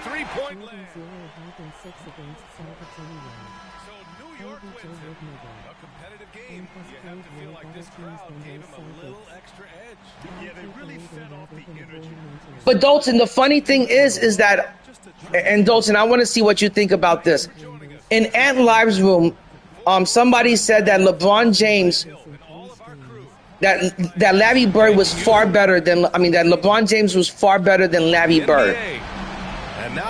See, if I was building a team, I don't know about you, but I'm picking Larry Bird over LeBron James. I'm actually picking Larry Bird over LeBron James. I think he was a better passer. I think he was a far better shooter. He spread the floor, and he had a higher basketball IQ. That's my opinion. I'm not trying to hate on LeBron James, but to say that, and I'm pretty sure they said it in Ant Live's room, to say that LeBron James is way better than Larry Bird, I think it's crazy. I just don't think there's any truth to that. I take Larry Bird over LeBron James. any time of the day. Better defender than Scotty. Way better shooter. Hold on, let me catch up with the chat, guys. Oh, I know, Devin. It carried on from Ant live stream to TBN swags, and then somebody said something over here, and I went off too. I got caught up in it. No, Larry is not a better defender than Scotty Lowell. Oh, I would take LeBron. I would take Larry Bird over LeBron, but I would not take Larry Bird over Kobe. I would still take Kobe Bryant over Larry Bird. That's just my opinion. But I would definitely take Larry Bird. If I was building a team and I was drafting a team, I would take Larry Bird over LeBron because I think he plays better defense. I think he's a better shooter. I think he spreads the floor, and I think Larry Bird had a higher basketball IQ. I'm taking Braun because of longevity.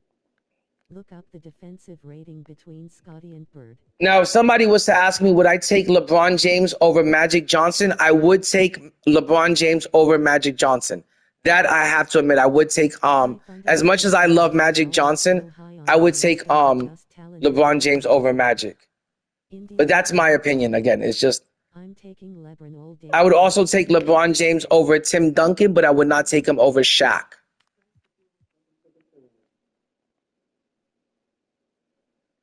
Oh, man, I still need 50 more points over here. I still need 10 more points over here. And you need to win 15 games over here? That's ridiculous. That's fucking ridiculous that you got to get a 15-game win streak. No, I'm not doing all that shit. I'm going to go out for breakfast pretty soon. That's fucking ridiculous. I did not see that part of the challenge. I'm going to try to get the double-double, and then I don't know if I'm going to complete this. I might just have to come back and do this later on. Devin, I don't have time for the part today.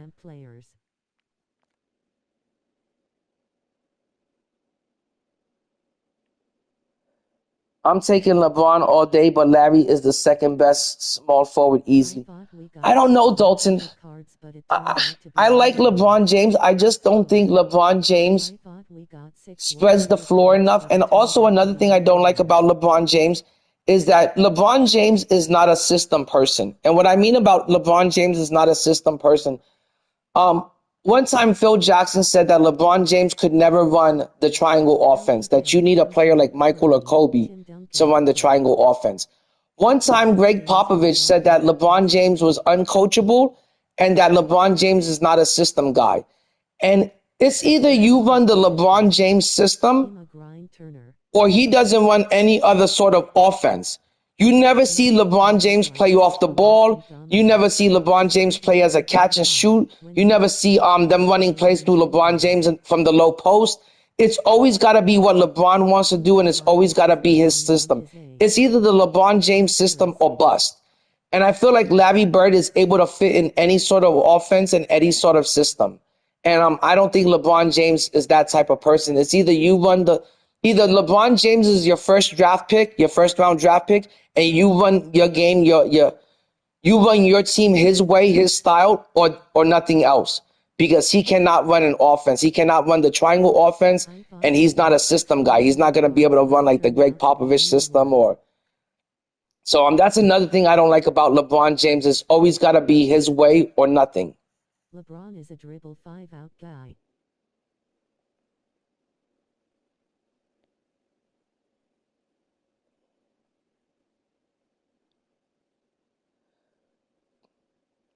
No, and don't get me wrong, Magic Johnson was one of my favorite players of all time. I love watching, old clips of Magic Johnson on YouTube and stuff. I love Magic.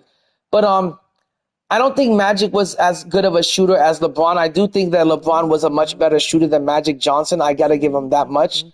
But I do think that Magic Johnson had better court vision, and I also think that Magic was a better passer, and I think he had a higher basketball IQ. But I think LeBron was the better shooter. He was bigger and he was faster and he was stronger. And I would take Magic Johnson before I take I would take LeBron James before I take Magic. But Magic Johnson also, was a very, fundamentally sound player, like a Tim Duncan and stuff. Magic has some terrible defense. So many people don't like LeBron, not related to actual game of basketball.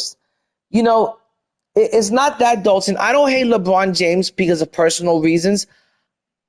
I personally just don't think that LeBron James has that dog that Michael Jordan and Kobe Bryant. He doesn't have that Mamba mentality. He doesn't have that dog in him. I don't think that LeBron James has the skill set of a Michael Jordan and a Kobe Bryant, meaning that players like Michael Jordan, Kobe Bryant, and Kevin Durant, they can score from any place on the floor. From any place on the floor. LeBron James is like Clumsy said. LeBron James is a rim runner. He's big, he's strong, he's fast. He was gifted with some great God-given talents. He's built like a tank. He's built like a Greek god. And he can get into the paint, he can get to the hoop any time of the day. And that's what he is. He gets to the hoop any time of the day. He's a rim runner, but he doesn't possess the skills that a Michael or Kobe or Kevin Durant has. That I don't see. And if somebody wants to say that the eye test doesn't count for anything, the eye test is everything. And my eye test tells me after watching Michael Jordan growing up watching Michael Jordan, after growing up watching Kobe Bryant, I know what it takes to be excellent. I know the standard of excellence because I've seen it with my own eyes. If you're like 20 years old or you're 15 years old and you haven't seen Michael Jordan play and you never seen Kobe Bryant play, then you don't know what greatness is. You don't know what excellence is. But I know what's the standard, what holds the bar for excellence. And LeBron James doesn't meet that. He doesn't have a low post game. He doesn't have a back to the basket game. He doesn't have a go-to move like Michael Jordan and Kobe Bryant had go-to moves. He just kind of comes down the floor. He surveys the floor. He sees what the defense gives him and what the defense allows, and he takes it. And I'm not saying that's bad, but I'm not going to go for the game-winning shot over I'm not going to pick LeBron James for the game-winning shot over Michael and Kobe. Now, will I take LeBron James for the game-winning layup? The drive to the basket over Michael and Kobe? Sure, but for the game-winning shot or go-to buckets, or just skill and talent in general, that LeBron James doesn't match up to Michael and Kobe as far as skills goes. Their resume just, outdoes LeBron. LeBron's resume is only good due to longevity.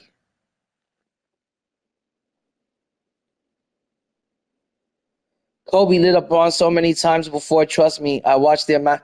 Trust me, I watched so many clips of LeBron James and Kobe on YouTube. I watched so much stuff, of LeBron James when he was young. Trust me, LeBron James did all of his training. There's so many videos where LeBron James talks about going to the Kobe Academy and that Kobe was his mentor. I don't know. I just don't think that skill-wise Kobe, even there was a time where there was a reporter one time, he asked LeBron James who would win in a one-on-one matchup. LeBron James didn't even want to answer the question. That's how much little dog he has in him. He's got no dog in him. That a reporter was just asking him the question, and he wouldn't even answer that question for fun. The same reporter asked Kobe Bryant the same question. Hey, Kobe, who would win in a one-on-one matchup versus you and LeBron James? And Kobe Bryant says, LeBron even knows the answer to that question.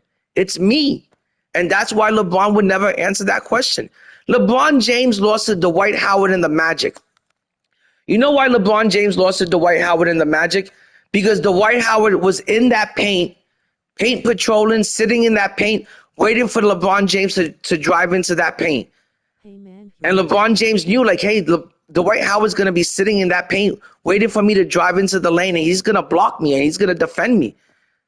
So he couldn't drive into the paint, so he dished it out to his teammates. His teammates weren't up for the challenge, and they lost the game as a team. LeBron James couldn't put the team on his shoulders, and he couldn't win the game for them because he couldn't hit the outside shots. When Kobe Bryant saw that Dwight Howard was in the paint, just waiting to block shots and waiting to defend the rim, Kobe Bryant took his outside game and won the series like that.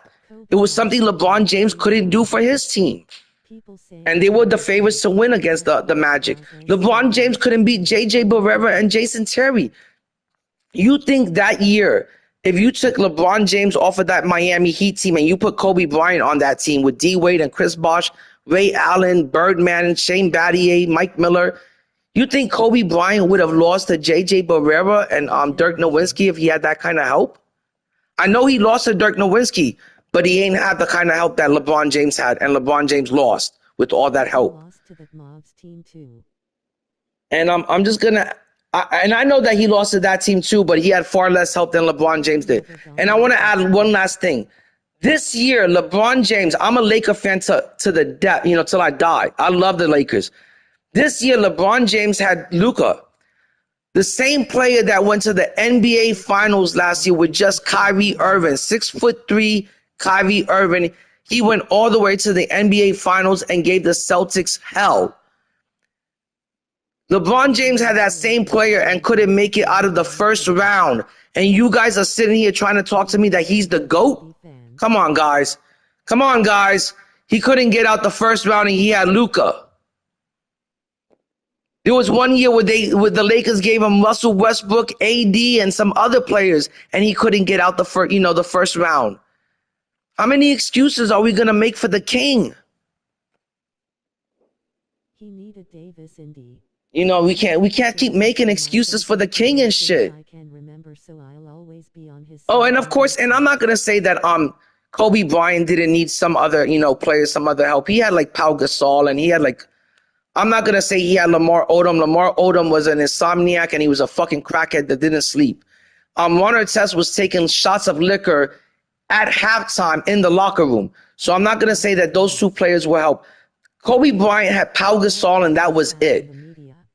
He never had the type of help that a LeBron James had on his team. And I just, there's too many blemishes, too many big blemishes on LeBron James's record, like losing to the Magic and losing to the Mavs to call him the GOAT. He just can't be you can't be 4-10 in the finals and call yourself the GOAT. You can't. You can't when there's Michael Jordan's record out there, 6-6 in the finals. You can't be the GOAT when Kobe Bryant's 5-7 in the finals. Whole career highlights, in my opinion. Left flop. 1 month of joy. Facts, Bats. 1 month. 1 month. People don't even remember this, Bats, but Michael Jordan led the league in scoring for 10 years in a row. What are we talking about, gang? He led the league in scoring for 10 years in a row, averaging 30-plus points. And we talking about LeBron James, who never led the league in scoring, not once. I think he led the league in scoring maybe one time, compared to a man that was able to lead the league in scoring during a decade where there was hand checking, during a decade where there was actually real defense being played in the game. This is the soft era. Michael Jordan scored 35 points in the defensive era, not the soft era. This is the soft pussy era. That's how soft this era is. You can't even touch the player nowadays. You got to give the player space to land from a jump shot. Do you know what would happen if you gave Michael Jordan and Kobe Bryant space for a jump shot and space to land? They would average 45 points in today's era. Good Lord. Like, to say that Michael Jordan isn't better when he played in the tougher defensive era, to me that shows absolute low basketball IQ. To not have Michael Jordan over LeBron, to not have in the early 2000s, teams were still playing defense. Kobe Bryant was facing the Spurs every fucking year. All right, my bad, guys. I got to get back to these challenges. But I don't ever want to hear anyone saying that LeBron James over Michael Jordan or Kobe Bryant. That just doesn't make any sense. I would hope that after 21 years going into year 22, I would hope eventually LeBron James wins that 5th ring. I would hope that eventually he wins that ring number 6. You played almost fucking half your life away. Fuck, been in the league for fucking 22 years. Talking about I'm the GOAT because I'm winning. What the fuck is he winning? He's been in the league for 22 years. He still don't have 5 rings like Kobe. He still don't got 6 rings like Michael. Man, going to the finals and just stacking up a bad finals record doesn't make you the GOAT just because you've been to the finals 10 times. Like I said, Kareem made it to the finals 9 times. He won 6 times. Magic Johnson went to the finals 8 times. He won 5. Kobe Bryant went to the finals 7. He won 5. So just going to the finals a bunch of times doesn't make you the GOAT. You go to the finals to win. And for people to say, well, it's not all about championship rings, then what the fuck is it about? What are these players playing for? They're playing for championship rings. When I was a kid playing basketball for my high school team, we didn't play for anything else but to get that championship at the end of the year. That's all you're playing for. You're playing for championship rings. That's what your whole legacy is about. And last time I checked, 5 is more than 4, and 6 is more than 4. I don't give a fuck how much LeBron James stacks up his career stats. It's not going to beat out what Michael Jordan did in 13 years and what Kobe did in 17. Over to the left wing. From deep, Jordan knocks it down from distance. Well, it's the size that Livingston presents at the point guard spot that's so unique. Okay, let me see what Dolson says. LeBron passed plenty of accolades with less attempts and tries regardless of the years. 1,700 less shot attempts to pass MJ in scoring. Because, like we said, Which one, Dolson? Clutch Sports lies? Because LeBron wasn't. Okay, like Dolson, even if that's true, hold up, I'm going to completely address that. Even if that's true, Dolson, and it took LeBron James 17 less 100 shots to surpass Michael Jordan in scoring, remember, LeBron James is also playing in a much weaker era, in a much softer era. Michael Jordan was playing against the Detroit Pistons. He was playing against the Celtics. He was playing against the New York Knicks, the Indiana Pacers, the LA Lakers, in a hard, tough-nosed defensive era, in an era where you could hand check, in an era where you could put a bent elbow on the player's hip. In today's era, you got to fucking leave space for that player to land. How hard is it for a player to score points and shoot a better percentage and score points in less shots when he's got a clear lane to the basket because you can't touch him? How hard is it for that player to hit jump shots when you got to give him space to land? It's much easier for LeBron James to score in this era. And another thing, how much easier is it for you to score when you're LeBron James and you have D Wade on your side, Chris Bosh, Ray Allen, Mike Miller, Shane Battier, and Birdman on your team, and your opponent has to pay attention to your all-star team, much less double team you. You know, because LeBron James built such a stacked team that you can't really double team him. You know, how hard is it for LeBron James to score and look good when you have a stacked team that takes the defensive pressure off of you, and also you're in an era where you can't fucking touch the player and the defense is weaker? It's easy for LeBron James to look good and do all of these things. This guy is terrific. Yeah, I bet you he wouldn't do that in the late 90s to late 80s to early 90s to the early 2000s. He wouldn't be doing this shit. But either way, the eye test doesn't lie. My eye test says that Michael Jordan and Kobe Bryant were far superior and way more skilled. But I really don't know how this conversation even chased me into this stream. Because we had this conversation in Ant live stream and then in TBN Swag's stream and now over here. But I'm always up for the GOAT debate. I love the GOAT debate. I get a little too passionate about it. I get a little too upset when people try to bury Kobe's legacy. I know the man is dead, but let's not completely bury him.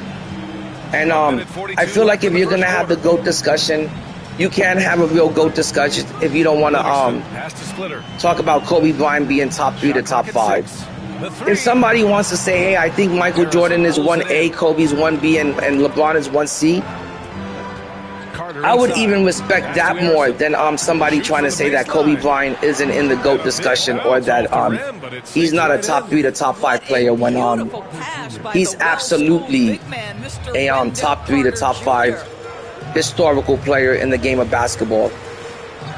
About 2 minutes gone by in the first quarter. So that's my piece on it. He's in his comfort zone. 2 for 2 to start this one. I love this approach. Getting him involved early, and it's already paying off. Oatmeal, LeBron James was never beating Michael Jordan in open NBA runs. I've never heard of that. Matter of fact, he only ran one open game with Michael Jordan. It was in a gym. He came off the bench for somebody that got injured, and he ran some limited time in one game against Michael Jordan when he was 17 years old. I've never heard of LeBron James running in open games against Mike and beat him. Never in my life. I've never heard of that. Matter of fact, I've heard of stories where LeBron James played Michael Beasley one-on-one, and they've been playing one-on-one basketball since high school because they've known each other since high school. And since high school, Michael Beasley claims that he's beaten LeBron James in 40 one-on-one games. You can look that video up on YouTube. It's all over the place. T-Mac can't even say that he's ever beaten Kobe. You know, much less somebody like Michael Beasley. They know that if this guy goes off, their chances of winning rise exponentially. You know, so I've never heard that story about LeBron beating a Michael Jordan in an open run game. That's news to me, that's for sure. Matter of fact, I always hear the opposite, where like Michael Jordan was 40 years old, smacking up on NBA players even after he retired. Gets the 3 ball to go. Confident shot from the big man Carter Jr. Space. Oatmeal, I'm gonna take your word for it, Oatmeal, and trust me, I'm gonna look up that story. I'm gonna see if I can find it on YouTube. And if I find it on YouTube or you find it on YouTube, drop the link in the chat. I'll look up the video instantly. I definitely want to see that video. There's 14 seconds left now in the first quarter. I would definitely take a look at that video. I always like watching stuff about basketball and the behind the scenes shit. And takes a 3. I'm somewhat of a basketball like historian. And that does it for the first quarter. New York out in front, up by 4. And we'll get the second quarter underway on the other side. Okay, let me check what the chat is saying, because the chat is going crazy right now. If you don't have Kobe in the top 5, don't even talk GOAT. That's what I say, Clumsy. I always say if you don't have Kobe Bryant in your top 3 to your top 5, it shows your basketball IQ, and it also shows how young you are. I feel like anyone that's below the age of 20 to 25 really isn't going to understand that how great and how elite and how epic Michael Jordan and Kobe Bryant were. So it tells me 2 things. Either you're really young or you just have a low basketball IQ.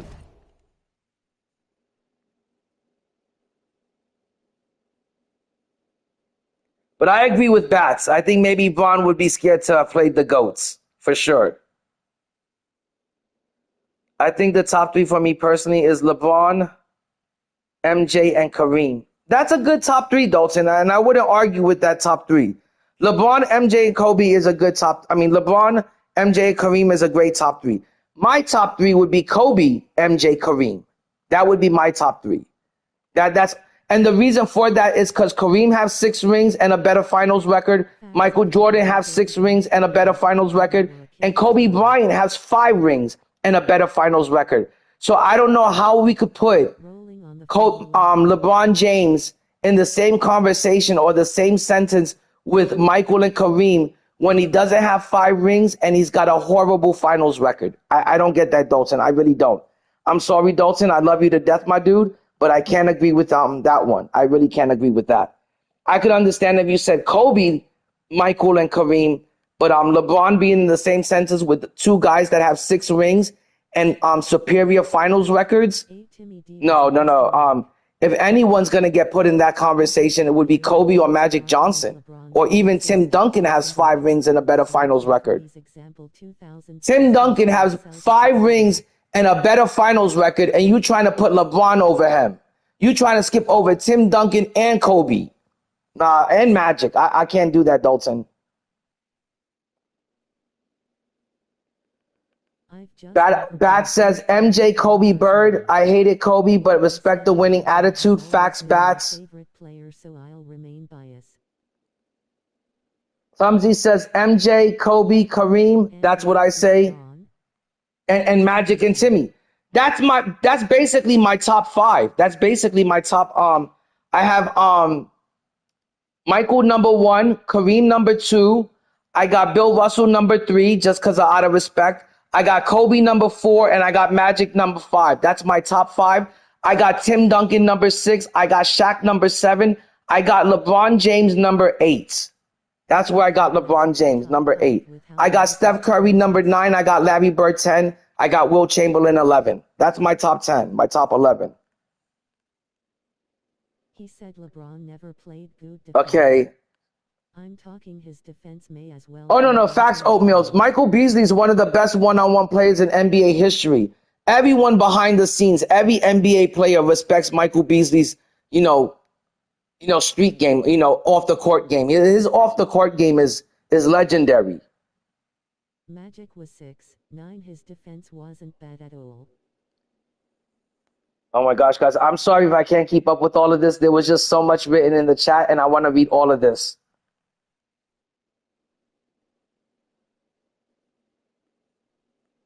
I'm telling you, Magic's defense was No, and it's all good. If Dalton, if LeBron is your GOAT, then LeBron is your GOAT, you know. I just think that LeBron is somewhere on the outskirts of the GOAT conversation only because he doesn't have enough rings. If LeBron James had a better finals record, if LeBron James was 5 for 10, if he was just 50% in the finals and he had that fifth ring, believe me, if LeBron James had that fifth ring, my top 5 would be Michael Jordan, Kareem, Kobe Bryant, LeBron James, and Magic. That would be my top 5 if LeBron James had a fifth ring. But he doesn't. The facts are the facts, and he doesn't have that fifth ring, and he doesn't have a good finals record. If at least if he won 50% of the times in the finals, and he had that fifth ring, and he could say, "Hey guys, I have almost as many championships as Michael. Hey guys, I have almost as many as Kareem. Hey guys, I tied Kobe up." I would say, "Hey man, that guy's knocking on the front door, you know, and he's ready to kick that door open, and he's ready to come into the party, and he's ready to join Magic. He's ready to join Timmy with the 5 rings. He's ready to join Michael and Kobe and Kareem and Bill Russell." The thing is he doesn't have 5 rings. He just needs to get 5. That's my criteria to make it in my top 5 or my top 3. 5 rings and a Hall of Fame career.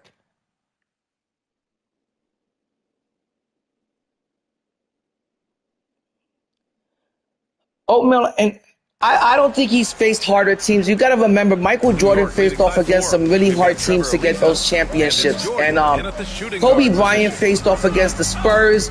He faced off against the Sacramento Kings, that led by Chris Webber. That was a really good team. And to Livingston. 6 to shoot.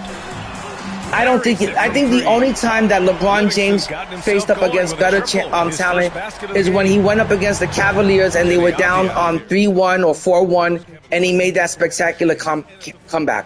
That was the only time that I think LeBron James earned a legitimate championship himself.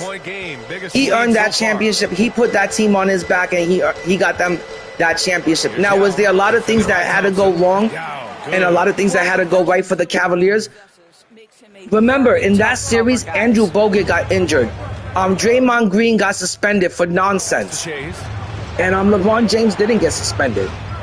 And a lot of things went wrong for the Cavaliers. And a lot of things went wrong for the Warriors. And a lot of things went right for the Cavaliers.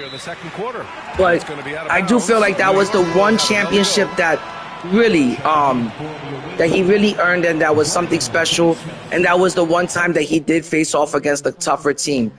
But the other times, my dude, LeBron James went to the NBA Finals 10 times because he was playing in the East, and the East was a cakewalk, and the East was so weak for 10 years. The corner 3. You know, that it was a cakewalk to the NBA Finals. And even though it was a cakewalk to the NBA Finals, once he got to the Finals, his record shows that he wasn't ready for me. He went 4 for 10 in the Finals. So what does it matter that he went to the Finals so many times, or that he faced off against difficult talent or more difficult teams? He lost either way. Losing is losing. Ariza's got 9 points. Both teams are, you know, Kobe faced tough competition. Michael faced tough competition. To win a championship, you're gonna face tough competition, no matter what. It all depends if you win. That's what counts. And here's Jordan. You know, and Kobe and Mike found ways to win. Here's Ariza. And again, New York with the triple. And this is how he shines. He's a big part of their force. And I agree, Dalton, but Kobe Bryant played those people. Kobe Bryant played against Tim Duncan. Kobe Bryant played against James Harden and Steph Curry. Maybe not in the finals, you know, maybe he didn't face off against all of those guys in the finals, but Kobe Bryant played against them in regular season. I didn't see Steph Curry torching Kobe Bryant the way he used to torch LeBron James. There was times in the NBA Finals where LeBron James didn't even want to guard Steph Curry. Why would LeBron James want to guard Steph Curry when in the past he got fucking dealt belt to ass by J.J. Barrera and Jason Terry. If he couldn't guard Jason Terry and J.J. Barrera, what makes you think he could have guarded Steph Curry? How many times did he hide from Steph Curry on defense? He didn't even want to guard Steph Curry sometimes.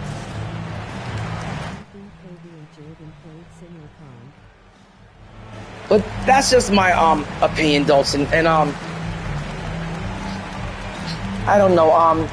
The GOAT debate is such a hard debate, especially like I don't know how old you are, Dalton. I think you're like somewhere in your 20s, and I'm just a little bit older than you. So like I feel like if you didn't grow up watching Michael and watching Kobe, and you didn't see them what they did live, you know, in those clutch moments, you're not gonna understand how elite, how epic those moments were, and how great of a play, how they truly were the GOATs.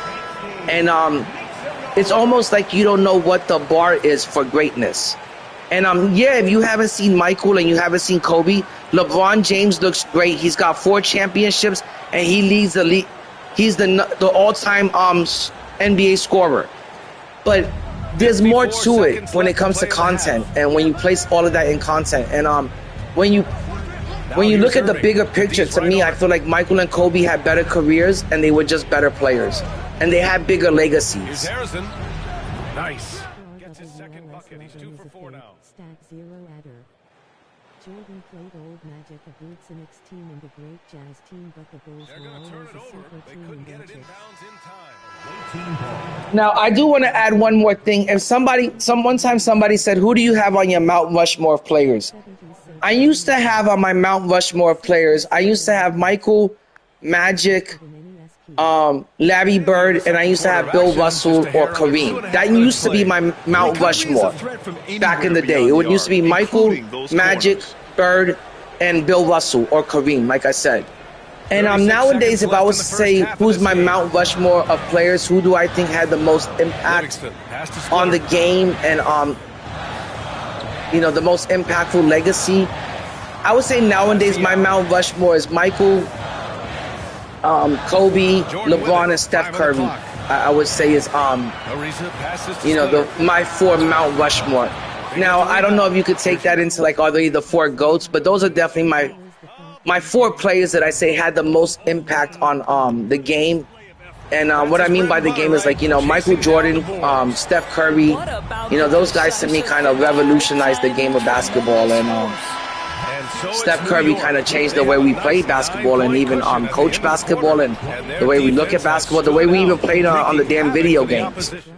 So to me, that's my Mount Rushmore of players. And I don't think anyone could make an argument against that. I could understand if you want to say, if you're like from an older generation and you want to say the Mount Rushmore is Magic, Bird, Michael, and Bill Russell or Kareem. I could understand that too, but nowadays I want to say the Mount Rushmore is Michael, Kobe, LeBron, and Steph Curry.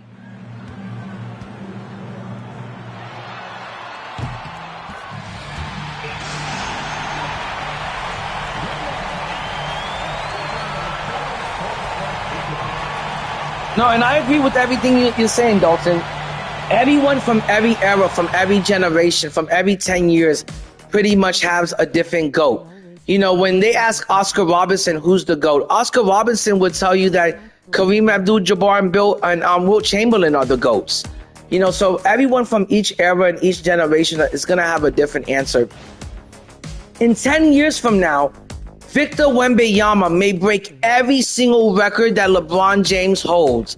Definitely in 20 years from now, Victor Wembanyama, if he has a good, long-lasting career, he could possibly break every record that LeBron James holds right now.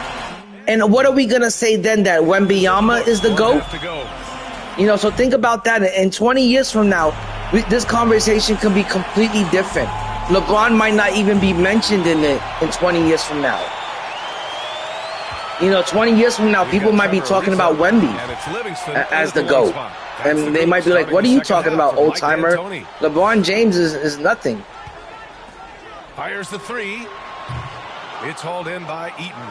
He didn't make them pay for that weak defense, but they just can't rely on him to miss those kind of shots. Irving. Oh, Bats, it's a shame what happened to the Knicks, man. I don't even want to fucking talk about what happened to the Knicks. It's a damn shame. The Knicks have to make some changes. Stephen A. Smith is talking about that Giannis is coming to the Knicks. I want to see if Giannis is going to be coming to the Knicks. They also mentioned today that KD could be coming to the Knicks. And I want to see if the Knicks are going to pull anything off. We need to bring Giannis to the Knicks, someone that's semi-young. We can't depend on old-ass KD to help carry the Knicks to a championship.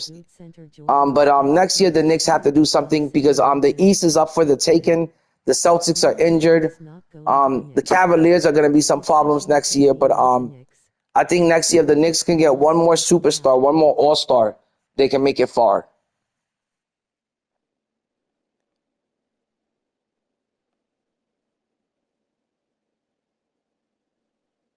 That's what I'm saying, Clumsy. In 20 years from now, if SGA, let's say if SGA manages to get 5 or 6 championship rings, in 20 years from now, we now going to just forget about LeBron James? And are we going to say, hey, Wemby's the GOAT? Hey, SGA's the GOAT? Come on, guys. We all know in our fucking hearts, we all know in our minds that SGA or Wemby, even if they won 5 or 6 championships, they wouldn't be in the GOAT debate. And it's the same thing with LeBron James, but LeBron James fans are caught in the moment. And LeBron James is a great player. He is the king.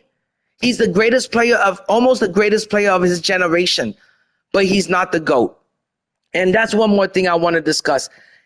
LeBron James has got 4 championships and he's 4 for 10 in the finals. Steph Curry plays in the so-called LeBron James era. And Steph Curry did not have to leave the team that he was drafted by. He stuck with one organization. They never had to convince a bunch of superstars to come play with them. They did everything through the draft and they built their whole team through the draft. And they got one person through free agency, and that was Kevin Durant. Steph Curry ate off of LeBron James's plate 4 times, and he has a better finals record than LeBron James. Steph Curry is the one and only and the first unanimous MVP of the league. How come Steph Curry isn't in the GOAT debate? If LeBron James could be in the GOAT debate with his 4 rings, then why can't Steph Curry be in the GOAT debate with his 4 rings, his better finals record, his MVPs, and the fact that he revolutionized the game of basketball from the video game level all the way to the fucking pros, all the way to China, and all the way to Europe? Damn it, man. The guy can't be the fucking GOAT if somebody in his own era won the same amount of championships with a better fucking finals percentage. I don't want to say it, but I mean, anyone that says that LeBron James is better or the GOAT, I just think it's stupid. It's just nonsense. You're saying it just to be heard. Get into a gap and get a bucket. That is Kyrie Irving at his best. Unable to get the so ball I don't know. To me, you know, called for a 5-second violation. The fact that LeBron James doesn't even is not even the unanimous GOAT of his era, of his generation. There's some kids out there that think Steph Curry is better than LeBron James. There's a lot of kids out there that think Steph Curry kills LeBron James. You know, so that so-called LeBron James era where everyone thinks is the GOAT is very short-lived if Steph Curry was able to fucking eat off of his plates 4 times in his era. Left side Irving. You know, Here's McGetty, covered by Jordan. Outside Carter. You know, I know that Tim Duncan won 5 championships just like the way Kobe did. And you could say that Tim Duncan ate 5 times off of Kobe's plate. Well, guess what? Kobe Bryant made sure that Tim Duncan never got a back-to-back championship. While Kobe Bryant was over there celebrating doubles and three-peats like Michael Jordan, he made sure that Tim Duncan never ate back-to-back, you know, off of his plate. LeBron James, you know, went years sometimes without winning championships. Fuck, LeBron James didn't win a championship till like year 9 of his career. Kobe Bryant won a championship his 2nd year, guys. Are we forgetting that? Kobe Bryant was 20, maybe 19 years old in his first championship.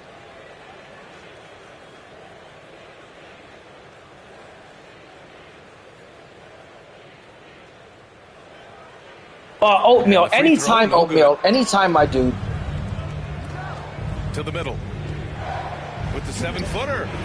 I always say, if you're somebody from the chat and you want to talk about basketball and you want to make the GOAT debate, or you want to talk about 2K, or you need help, you know, building a team, you could always hit me up and I'll always fucking talk about it with you. On stream, off stream, I'll always debate about it with you. Pass to Livingston. Fuck, if you need my personal phone number, I'll fucking give it to you and debate it with you. Puts up a deep three. An absolute But me and my boy Chalongo 2K, and I've known him since high school. We've been having this GOAT debate for like fucking 15 years, just to let you guys know, if not longer. You know, we've probably been debating the GOAT shit since like high school. Since like, you know, probably since like the 7th grade, we've been debating this shit. So I'm always up for that debate. Seconds into the second half now. And guys, don't get me wrong. It's not that I don't like LeBron James. I just think LeBron James is a little bit over hyped. And by Carter. I think people have him too highly ranked. I just don't think I think LeBron James, until he gets that 5th ring, you really can't put him in that GOAT debate, and you really can barely put him in the top 5. Like I said, I have LeBron James number 8, behind Shaq and Tim Duncan. Here's Ariza. And again, New York with the triple. But they barely needed other contributions. This lead has been built through his offense. Inside.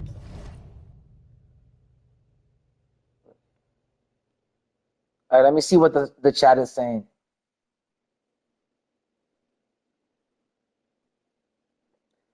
Dalton, I think D-Wade is so overlooked in some conversations. To me, D-Wade is probably the 3rd best shooting guard of all time. That's how much I don't overlook D-Wade. That's how much I don't overlook how much D-Wade impacted the league, how quickly he won, and how much he helped, how much of an influence he was on LeBron's championships with the Heat. I think I give D-Wade a lot of credit. I think D-Wade is the 3rd best shooting guard of all time.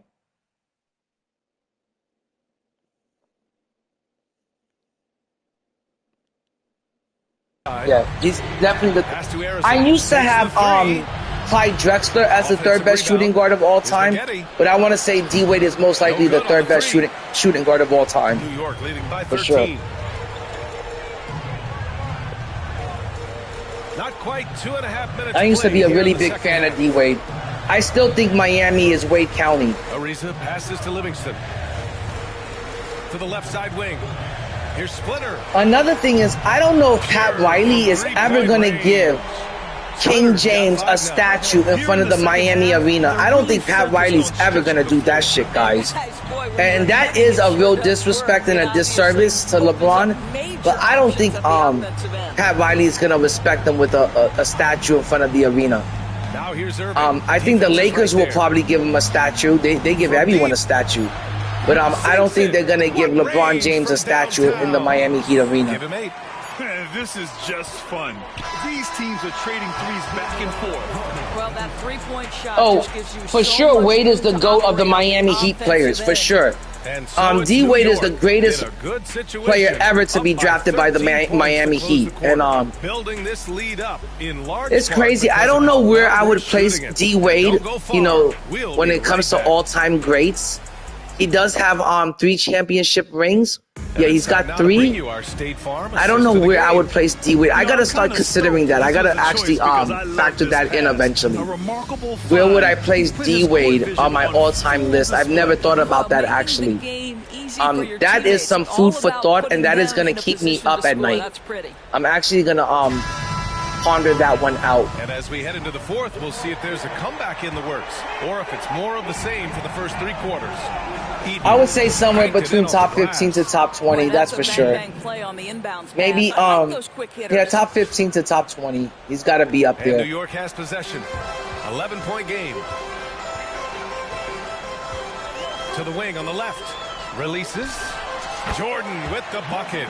He's been playing great unselfish basketball. Really putting the rock in the hands of. Remember the one year that Kawhi Leonard won the championship with the Toronto Raptors and everybody wanted to say he was as good as Michael Jordan? You know, I feel like with LeBron James, people get caught up in the moment, and if you're somebody that's been watching LeBron James since he was 17, 18 years old, you know, and you built up that relationship with that player, and he's your favorite player, you know, I completely get it. You know, I grew up watching Michael and Kobe, and then I also grew up watching LeBron James. For me, I don't see it. I don't see how you can put LeBron over Michael and Kobe. Even Shaq would tell you, I don't see how we overlook Kobe and how we all skip, you know, LeBron over Kobe. Even Shaq would tell you that, you know. Foul called on the way up, so he'll take 2 from the free throw line.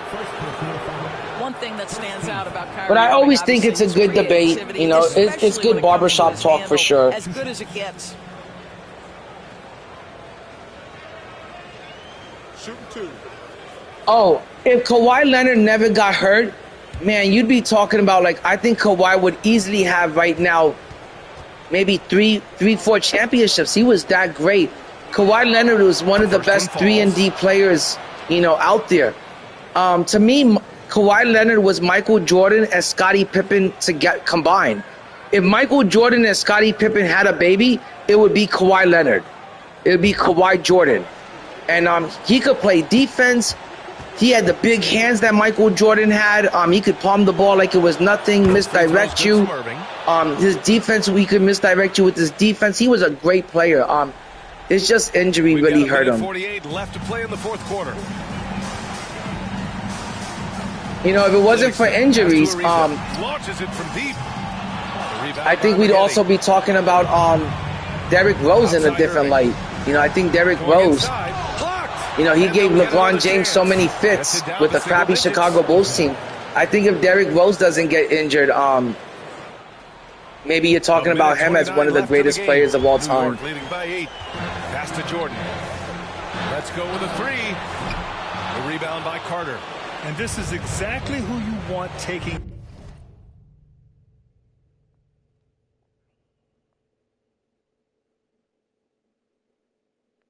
Hold on. What is Oatmeal saying, Indy? Please, well, that team wasn't as a Bulls fan.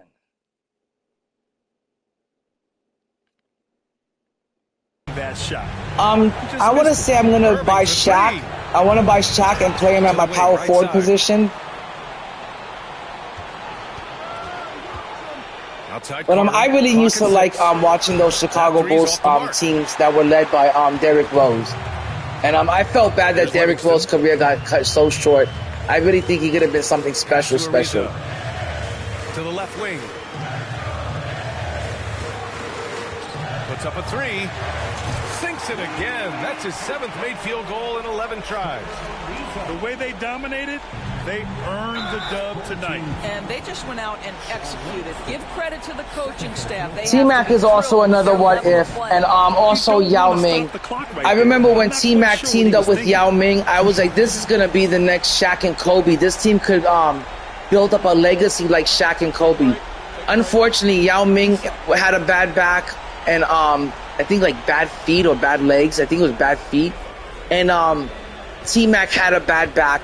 But the combination of T-Mac and Yao Ming, that could have been something really big if both of those guys had healthier careers. But Kobe Bryant always says that he thought the 2 greatest players he ever faced were T-Mac and Kevin Durant. He also mentions Allen Iverson sometimes. But there's been interviews where I've seen him mention KD and T-Mac as some of his toughest opponent, and Allen Iverson. Well, Grant, this game looks just about over. BA, all they really need to do is just work that clock, don't turn it over, and this game is a wrap. Showing us that killer instinct right now. No letting the foot off the gas for them. Oh, clumsy. When I was a kid and there was Penny Hardaway with the fucking Sprite commercials and little Penny was out there dancing and shit, man, I thought fucking Penny Hardaway was going to be the next Michael Jordan. You know, before there was Kobe Bryant, people don't remember this, but before people were talking about Kobe Bryant, there was Penny Hardaway. And Penny Hardaway, and I remember they were trying to pass that Michael Jordan torch. They were trying to pass that torch down to Penny Hardaway and Grant Hill. And to me, it looked like Penny Hardaway was going to run away with it. Penny Hardaway was he was the man. Penny Hardaway was amazing. He's definitely another what if. A big time what if.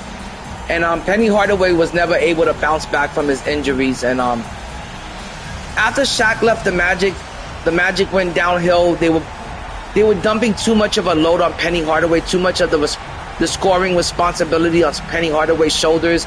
He got injured. After that injury, he got traded to the Suns. He was never the same. He just wasn't. But I used to love Penny Hardaway, and I also used to love Penny Hardaway sneakers. Guys, if you're not a sneakerhead, I'm a sneakerhead. But the Penny Hardaway sneakers are my second favorite sneakers of all time after the Air Jordans. The Air Jordans are my favorite sneakers of all time, but my second favorite brand were the Penny Hardaways. I like them even more than the Kobe's. The Kobe's are my third favorite brand of all time. Durant with it. Ariza's there. After that, I also like the Kyrie Durant. Irvings, but it's hard to fucking match the Kyrie Irvings with anything. 3 seconds separating the shot and game clocks. Pass to Livingston. Here's Splitter. Howard Damn it. grabs the miss. Until they foul I intentionally. think I need like 2 more fucking assists to get a double-double.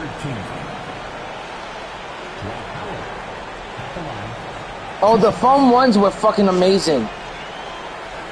And I don't know if you guys seen, they just recently dropped a new pair of foams. I forgot what they're called, but the colorway is like this blue colorway. The new foams are so nice. Man, I usually don't buy any Hardaways. I usually don't buy foam posits anymore. But the new foams are so nice. I almost want to buy them, but they're like $200.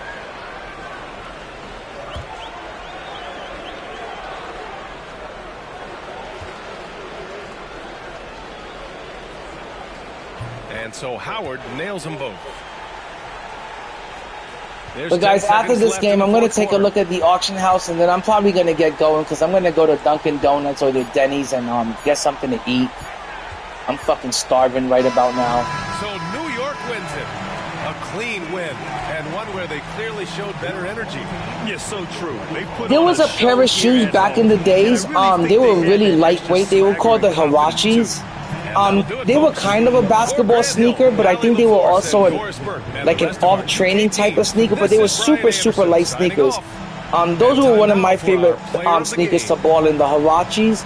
And there's also a pair of Kobe Bryant's that were high tops that came out. I forgot what they were called. They came out maybe 4 or 5 years ago. They were pretty nice.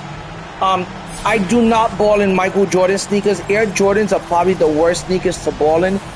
The Air Jordan sneakers, most of them are really chunky and real heavy. And I wouldn't ball in any of the old school Air Jordans. They're really some of the worst sneakers to ball in. But some of the newer Air Jordans are pretty nice, but I wouldn't ball in any Air Jordan sneakers. They're not. Sometimes I don't even think they were meant for balling. I think they were just meant to look good. Okay, I'm going to just look at the auction house, guys, and then I'm going to be out. Because I got to get something to eat. I'm starting to like, get a headache. And then I'll probably be back later on today. Or maybe later on tonight.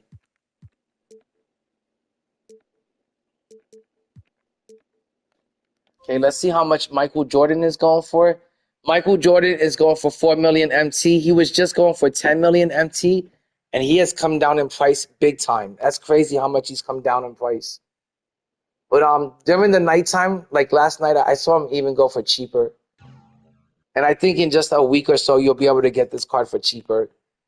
There's not much of a difference between the 100 mic and the GOAT mic. There really isn't.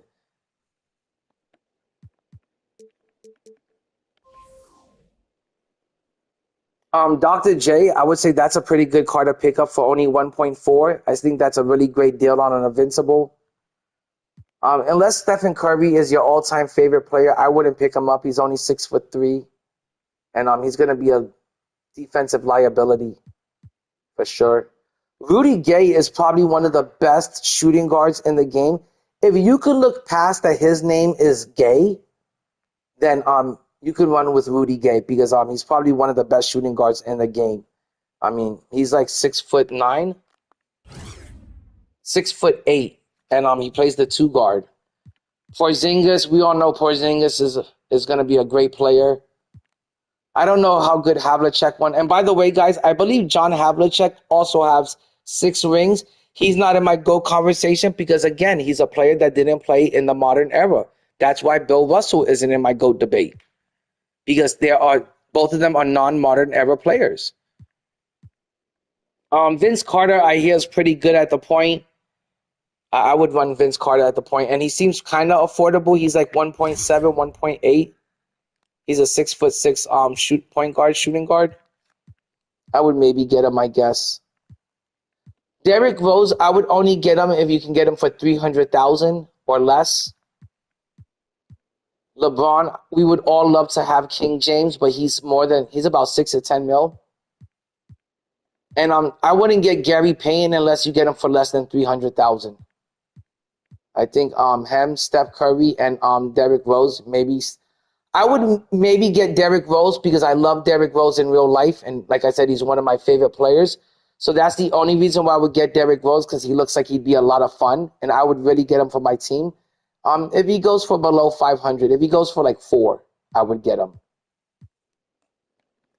Okay, I'm gonna look at the 100s really quick, see if anything's ending, see if I could snipe anything.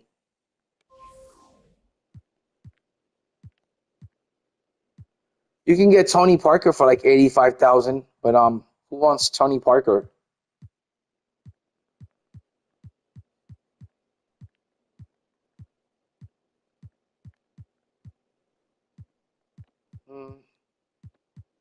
Nothing ending anytime soon.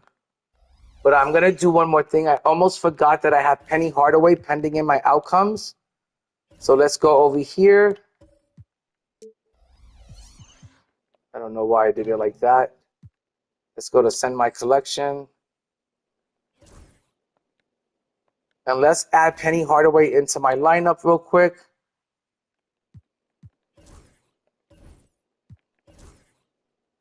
Of course, my lineup is going to be completely different. I'm not going to have these championship players in there, but Penny Hardaway is going to be my PG1 from now on.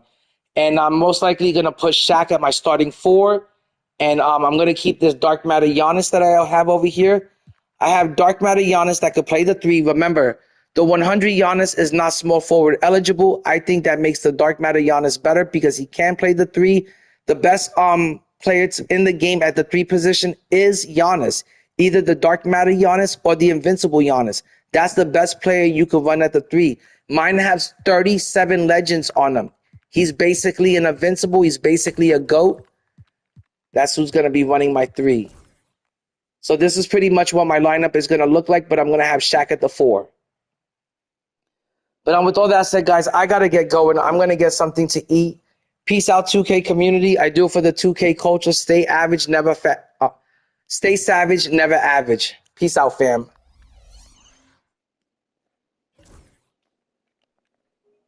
Love you guys. Take care, guys. Have a positive day.